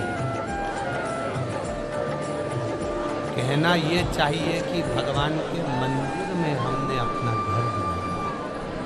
कहना ये चाहिए। ये संपूर्ण ब्रह्मांड तो मेरे परमात्मा का है। ये घर, जमीन, जायदाद, गाड़ी, बंगला सब कुछ तो उसी का है। जब आए थे माता के गर्भ से, जब जन्म हुआ था, दोनों मुष्टिकाएं बंद थी। तुमको ये भी नहीं मालूम था कि तुम्हारी आंखें अच्छी होंगी, तुमको ये भी नहीं मालूम था तुम्हारी नासिक अच्छी होगी, तुम्हें ये भी नहीं मालूम था तुम्हारी जिह्वा अच्छी होगी, तुम्हें ये भी नहीं मालूम था कि तुम्हारे कर्ण अच्छे होंगे, तुम्हें ये भी नहीं मालूम था कि तुम दोनों पांव से चल पाओगे, तुम्हें ये भी नहीं मालूम था कि तुम्हारे हाथ अच्छे होंगे, तुम्हें ये भी नहीं मालूम था कि तुम दुनिया का दर्शन कर पाओगे। भगवान भोलेनाथ को बार बार धन्यवाद दिया करो कि तूने मुझे अच्छे घर में जन्म दिया, अच्छा शरीर दिया, अच्छा कुल दिया, अच्छा परिवार दिया, अच्छी प्रतिष्ठा दी, अच्छी इज्जत दी। अच्छा हुआ भोलेनाथ तूने किसी लाल बत्ती चौराहे पर, 3 बत्ती चौराहे पर या किसी घड़ियाल चौराहे पर मुझे कटोरा लेकर खड़ा नहीं किया। ये तेरी कृपा है। मेरा पेट तू भर रहा है, ये तेरी उदार है। नाम तूने दिया, इज्जत तूने दी, प्रतिष्ठा तूने दी, जायदाद तूने दी, जो दिया तूने दिया। मैं लेकर क्या करूं? कितने लोग हैं इसमें से, इसमें जितने बैठे इसमें से कितने लोग हैं जो माँ के गर्भ से पैदा हुए थे तो कलेक्टर थे, एसपी थे, डॉक्टर थे, इंजीनियर थे, मिनिस्टर थे। माँ के गर्भ से जब जन्म लिया था तुम्हें भी नहीं मालूम था कि तुम क्या थे। तुम्हें ये भी नहीं मालूम था कि तुम सही से जिंदगी जी पाओगे कि नहीं जी पाओगे। ये तो उसकी उदारता है जो तुम्हें मिला है और उसको आप भोग। ये उसकी उदारता है,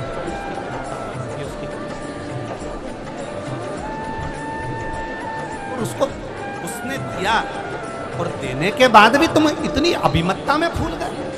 मैं दक्ष प्रजापति कहता रहा, मैं यज्ञ करा रहा हूं, मैं कर रहा हूं। भगवान शंकर ने भी कह दिया, जो मैं करता है उसका सिर कट जाता है, बाद में वो मैं बकरा बकरी बनकर करता है, बाद में बकरे का मुंह लगाता है। भगवान विष्णु ने कहा, तुम अपने जमाई की, शंकर जी की स्तुति गाओ। अब इंसान का मुंह होता तो स्तुति गाता, कर्पूर गौरम कर्णावतारम बोल लेता, नमामि शमीशान निर्वाण रूपम बोल लेता, पर बकरा कौन सी स्तुति गाता? मुख बकरे का लगाता तो बकरा कैसा बोलता है वैसा बोल। अब बकरा जैसा बकरा, शंकर जी तो भी खुश हो गए, मेरा ससुर कितनी जोरदार स्तुति।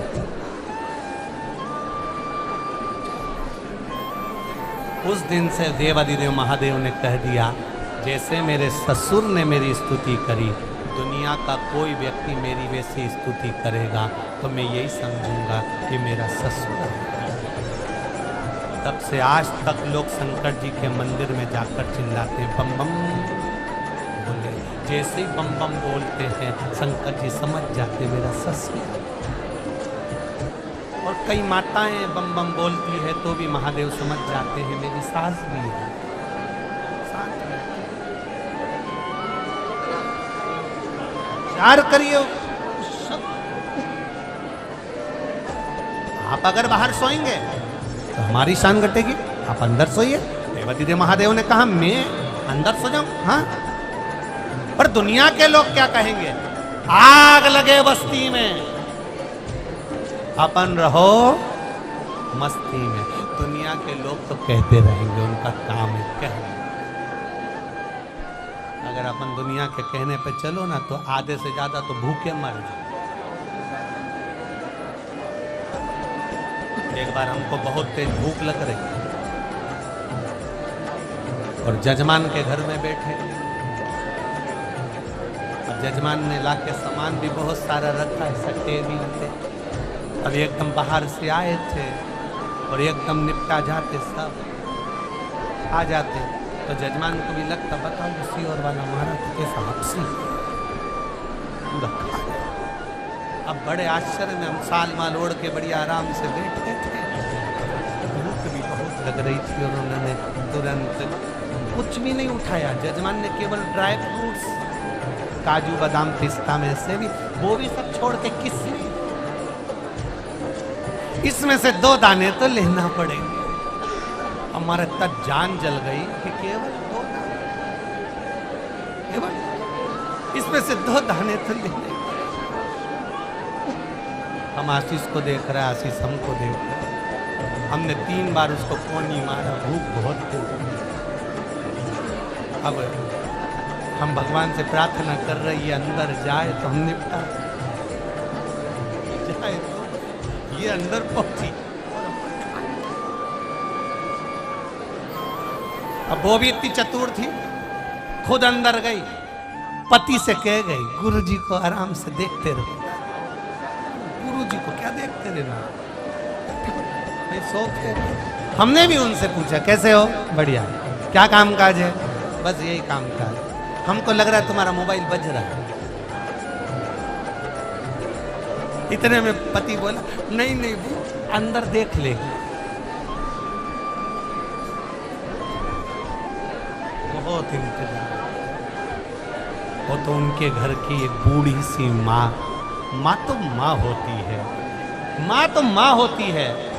जब माँ ब्रह्मा विष्णु महेश का चेहरा पहचान सकती है तो संत का भी चेहरा पहचान सकती है। बूढ़ी माँ थी, आई, महाराज जी यात्रा में कोई तकलीफ तो नहीं हुई? हमने कहा नहीं माता जी, बढ़िया आराम से आ गए। तुम तो कुछ ले ही नहीं रहा। हमने कहा आप चालू कर, तुम तो कुछ ले ही नहीं रहा। हमने कहा बस इसी का इंतजार था। बहू बोल कर गई जिसमें से 2 दाने तो लेने पड़ेंगे, और ऊपर से एक बिठा के चली गई, देखते रहे। बस केवल दमदार तो एक आई, इसमें से तुमने तो कुछ लिया ही नहीं, इतनी देर तो अपन छोड़े। ढोकला ऐसा निपटाया कि ढोक लगाने के लिए जरा सा भी नहीं बचा, सब निपटा। सोचे शर्म करे सो तो क्या बोले। शिव जी ने कहा मैं यहाँ, लोग क्या कहेंगे? आहूक ने कहा दुनिया के लोग कहेंगे, कहते रह जाएंगे। आप भीतर सोइए, मुझे मेरी धर्म पत्नी पर पूर्ण विश्वास, पूर्ण भरोसा, और आप पर भी है। अतिथि आया है, भगवान के तुल्य आया है, ये नुकसान नहीं दे सकता, ये मेरा विश्वास करता, मेरा भरोसा करता, ये मेरा विश्वास करता। भगवान यतिनाथ बनकर उसके घर में विश्राम कर रहे थे। आहूक आज बाहर गया, बाहर उसको नींद नहीं आ रही थी, धनुष बाण लेकर बैठ गया। अंदर यतिनाथ सो रहे हैं, अतिथि सो रहा है, धर्म पत्नी सो रही है, ये बाहर भ्रमण कर रहा है, घूम रहा है। इतनी देर में एक जंगली जानवर आया और आहूक को खा गया, निपटा, समाप्त कर दिया। शव पड़ा है, वो भी उधेड़ा हुआ।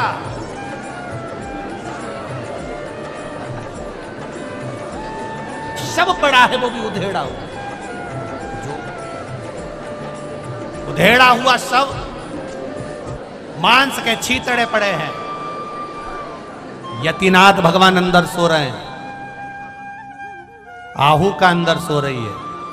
सवेरे सवेरे आहू का उठी, यतिनाथ जी नहीं उठी। लीला ही उनकी थी।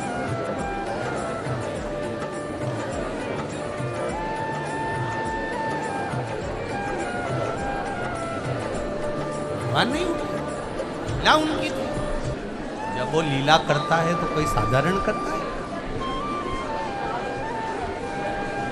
उसको अगर अच्छा बनाना है तो बनाकर छोड़ेगा, और बुरा बनाना है तो बनाकर छोड़ेगा। उसको लीला करने में कितनी बड़ी कथा श्रीमद् भागवत कथा में आती है।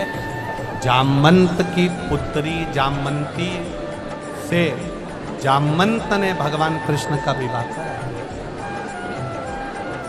बकरा बकरी की छोरी कैसी होगी रे? बोलो तो रे, हालोल वालो कंजित में। बकरा बकरी की छोरी भी बकरी जैसी होगी? अरे बोलो तो जम के, ठीक है।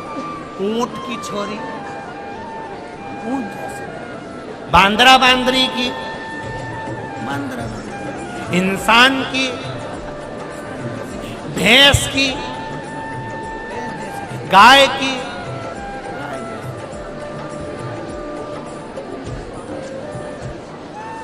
अब ये जामंत कौन था? रीछ। तो रीछ की रीछड़ी। अब जैसा रीछ का मुंह, रीछ का मुंह कैसा था? तुमने जामंत को देखा? रीछ का कभी देखा तुमने? पहले सर्कस में रीछ आता था, ऐसा बड़ा सा मुंह, पूरे चेहरे पर बाल, पूरे शरीर पर बाल।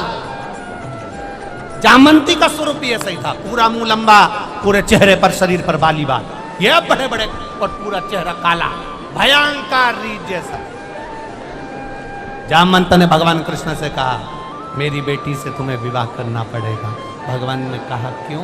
मेरी बेटी सालों से इंतजार कर रही, राम अवतार से मैंने कहा था विवाह करना, आपने कहा था एक पत्नी व्रत का पालन कर रहा हूँ, अगला अवतार लूंगा तब तुम्हारी बेटी से विवाह करूंगा। मैंने कहा था मेरी बेटी तो बूढ़ी हो जाएगी, तब आपने कहा था जब तक उससे शादी नहीं कर लेता तब तक बूढ़ी नहीं होगी।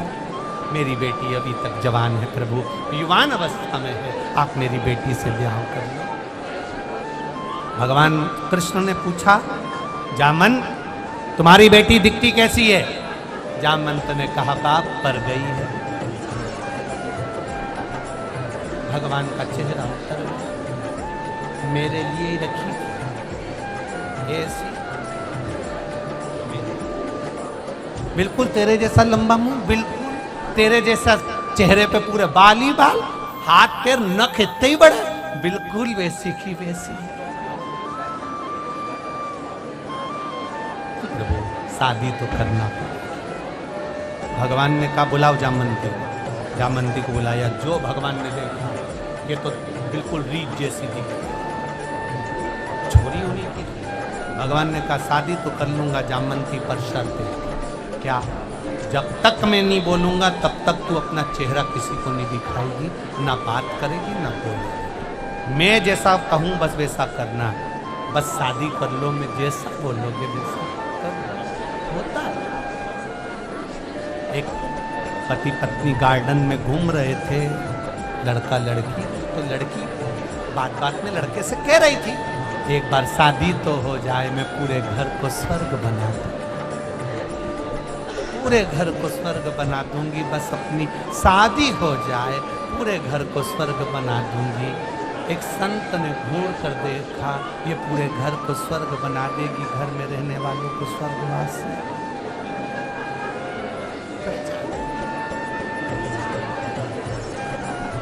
भगवान ने कहा, तू बोलेगी नहीं? नहीं बोलूंगी। मुख नहीं दिखाएगी? नहीं दिखाऊंगी। कपड़े ऐसे पहनना कि पूरा शरीर ढका हो, एक अंग भी ना दिखे तेरा। बिल्कुल ठीक है। शादी हो गई। भगवान ब्याह करके जामंती को लेकर द्वारका पहुंच गए। रुक्मणी को मालूम पड़ा भगवान द्वारका ना आता है। रुक्मणी थाली सजा के लाई, जो थाली सजा के लाई, रुक्मणी जी ने द्वारकानाथ जी की आरती उतारते समय पूछ लिया, ये बाजू में खड़ी कौन है? भगवान बोले, मेरी धर्म पत्नी है। रुक्मणी जी बोली, मैं थी तो शरीफ प्रभु। भगवान बोले, गिफ्ट में मिली है। तो गिफ्ट में मिली तो तुम लेकर आ गए? भगवान बोले, बारात में, शादी में, गिफ्ट में कोई भी सामान मिलता है उसको कोई छोड़ के नहीं आता। भंगार जैसी अलमारी मिलती 5,000 की, तो भी 10,000 की बस करके ऊपर बांध कर लाते, कौन छोड़ के?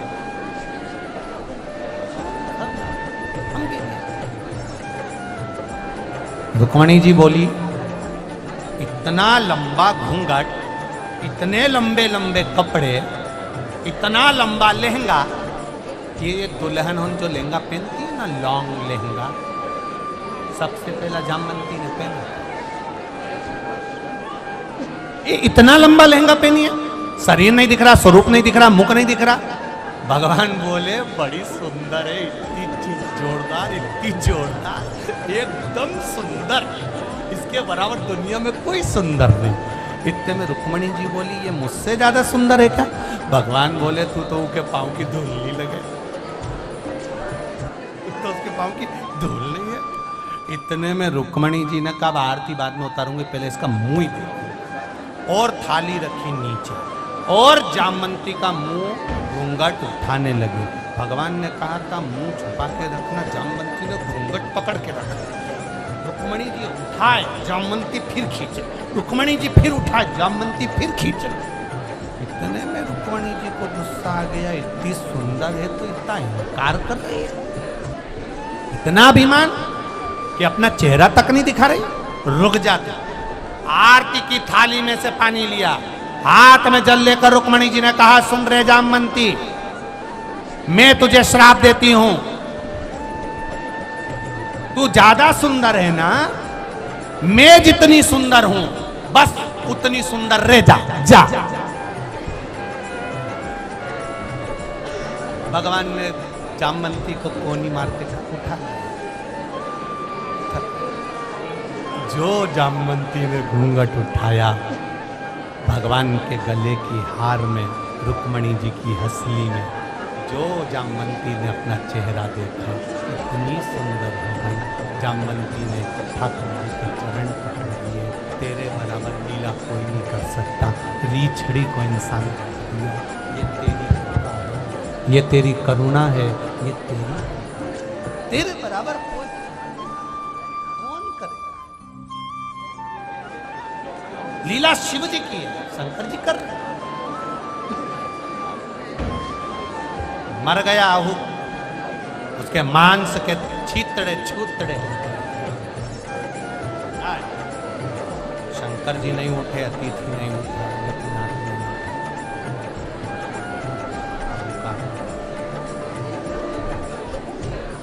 आहू का उठी और आहू का उठकर बाहर पति से मिलने के लिए गई थी। क्या देखती है, वहां तो पति मरा पड़ा, रो पड़ी, बिलक पड़ी, आंखों से आंसू बहने लगा। अंदर आई दौड़ कर,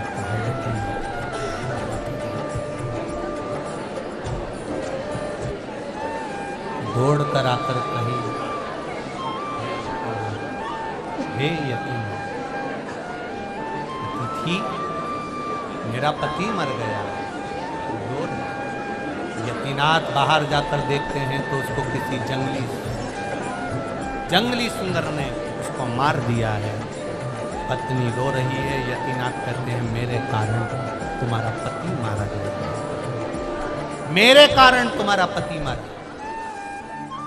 आहूका ने कहा, तुम्हारे कारण नहीं मरा, ललाट पर लिखा होगा इतना ही उम्र, इसलिए चला। आपसे एक प्रार्थना करना चाहता हूं, बोलो।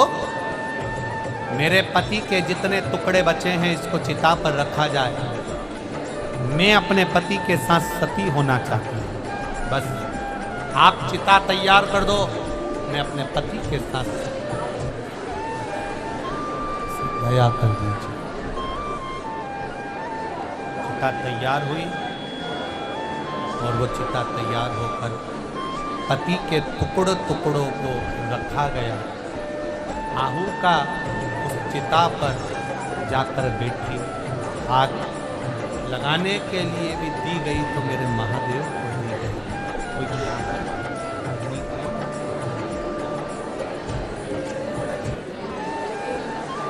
जैसे ही अग्नि लगाने के लिए देवाधिदेव महादेव को दिया, महादेव उस अग्नि के सम्मुख में 5 क्षण के लिए बैठे और महादेव यतीनाथ के रूप में प्रकट होकर कहते हैं, जीवित हो जाओ, मेरा वर है, तुम्हारी परीक्षा लेने के लिए आया,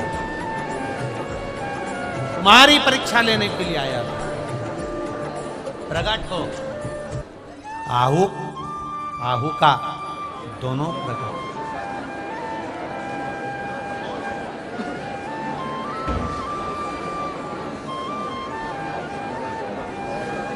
मेरे कारण एक रात्रि तुम दोनों को दूर रहना पड़ा। मैं तुम्हें वर देता हूं, अगला जन्म आहू तेरा नल का होगा, तू राजा बनकर जन्मेगा और ये विदर्भराज भीम की कन्या दमयंती बनेगी। तुम दोनों अलग अलग रहोगे, मैं स्वयं हंस अवतार लेकर आऊंगा। शिव जी कहते हैं मेरा एक अवतार होगा हंस अवतार, और हंस अवतार लेकर आऊंगा और नल और दमयंती तुम्हें मिला दूं, दोनों को मिला दूं।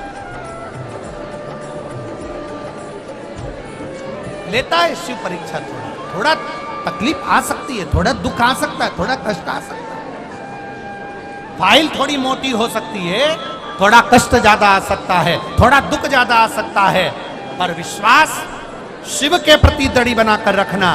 एक लोटा जल मेरे महादेव को चढ़ाते रहना, एक बेलपत्र महादेव को चढ़ाते रहना।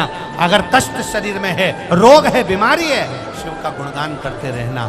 ये मत सोचना 2 महीना 3 महीना करूंगी उसके बाद छोड़ दूंगी। नाना, तेरे मंदिर में आना मेरा काम है और मेरी बिगड़ी बनाना तेरा काम है। उसके यहाँ जाते रहो, उसके द्वार जाते रहो, उसकी चौखट पर जाते रहो, जाओ उसके चौखट, जाओ उसके दरवाजे,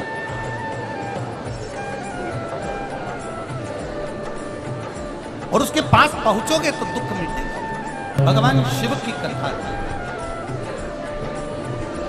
तुम नल बनोगे, ये दमयंती बनेगी, मैं हंस बनकर तुमको मिलूंगा।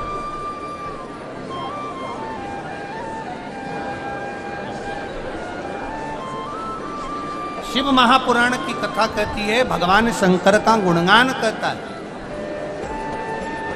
आप जितने कदम चलकर शिव महापुराण की कथा में पहुंचते हो, जितने कदम चलकर आप देवादिदेव महादेव के पास पहुंचते हो, उससे ज्यादा कदम चलकर मेरा महादेव आपके दुख काटने के लिए पहुंचता है। एक पत्र आया है, देखो,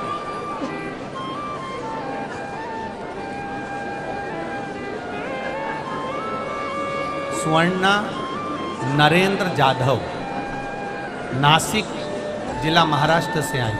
कहीं बैठे हो तो हाथ हिलाइए, कहीं बैठे हो तो हाथ हिलाइएगा। स्वर्णा नरेंद्र जाधव, महाराष्ट्र से। गुरुदेव, मकर संक्रांति के दिन मेरे बेटे के सिर में दर्द हुआ और सर की जांच कराई तो उसके सिर में 2 गठान हो गए। हमने 2-3 डॉक्टर को दिखाया, सबने कहा गठान है, पर ब्रेन में है, दिमाग में है, सिर में है, इसलिए ऑपरेशन करना बड़ा मुश्किल है। अगर ऑपरेशन कर दिया तो ये उठ पाएगा कि नहीं उठ पाएगा, कोई भरोसा नहीं। दवाई दे दी, वो भी देना चालू करा, आराम नहीं लगा। हमने 1 लोटा जल भगवान शंकर को चढ़ाना प्रारंभ करा और बेलपत्री चढ़ी हुई बच्चे को खिलाना प्रारंभ करा। बाबा से विनती करी, अगर पावागढ़ में जो कथा होने वाली है उससे पहले अगर मेरे बेटे की गठान कम हो जाएगी तो मैं कथा सुनने के लिए अपने बेटे को लेकर जाऊंगा। बाबा की कृपा से दूसरी बार उसकी जांच कराने के लिए, सीटी स्कैन कराने के लिए लेकर गए। उसकी गठान पहले जितनी बड़ी थी उससे आधी से आधी हो गई, इसलिए मैं अपने बेटे को यहाँ कथा सुनाने लेकर आया। ये शिव तत्व है, ये शंकर, ये उघड़ी। तेरी कृपा बिना ना हिले एक भी, लेते हैं श्वास तेरी कृपा से तनु तनु। आप दिल से उसका भजन करें, हृदय से उसको पूछो। मेरे शिव को छल से जल नहीं चाहिए, मेरे शिव को हृदय से जल चाहिए। छल करा दक्ष प्रजापति ने, अपनी बेटी सती का विवाह देवादिदेव महादेव से कर दिया और बाद में अपने जमाई का ही अपमान कर दिया।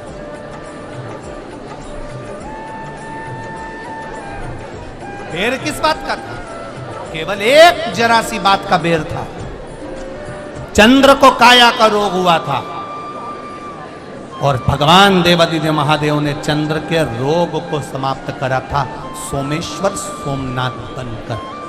ये बात दक्ष प्रजापति को मालूम पड़ गई कि मैंने चंद्र को श्राप दिया था तुझे काया का रोग हो जाए, और वो चंद्र ठीक हो गया। किसके बल पर? देवादिदेव महादेव के बल पर। बस मन में आटी बैठ गई। आखिरी में शिव का अपमान हो गया, सती माता जलकर भस्म हो गई। हिमालय राज के यहाँ पार्वती के रूप में जन्म हो गया। शंकर भगवान के साथ माता पार्वती का मंगल विवाह हो रहा है।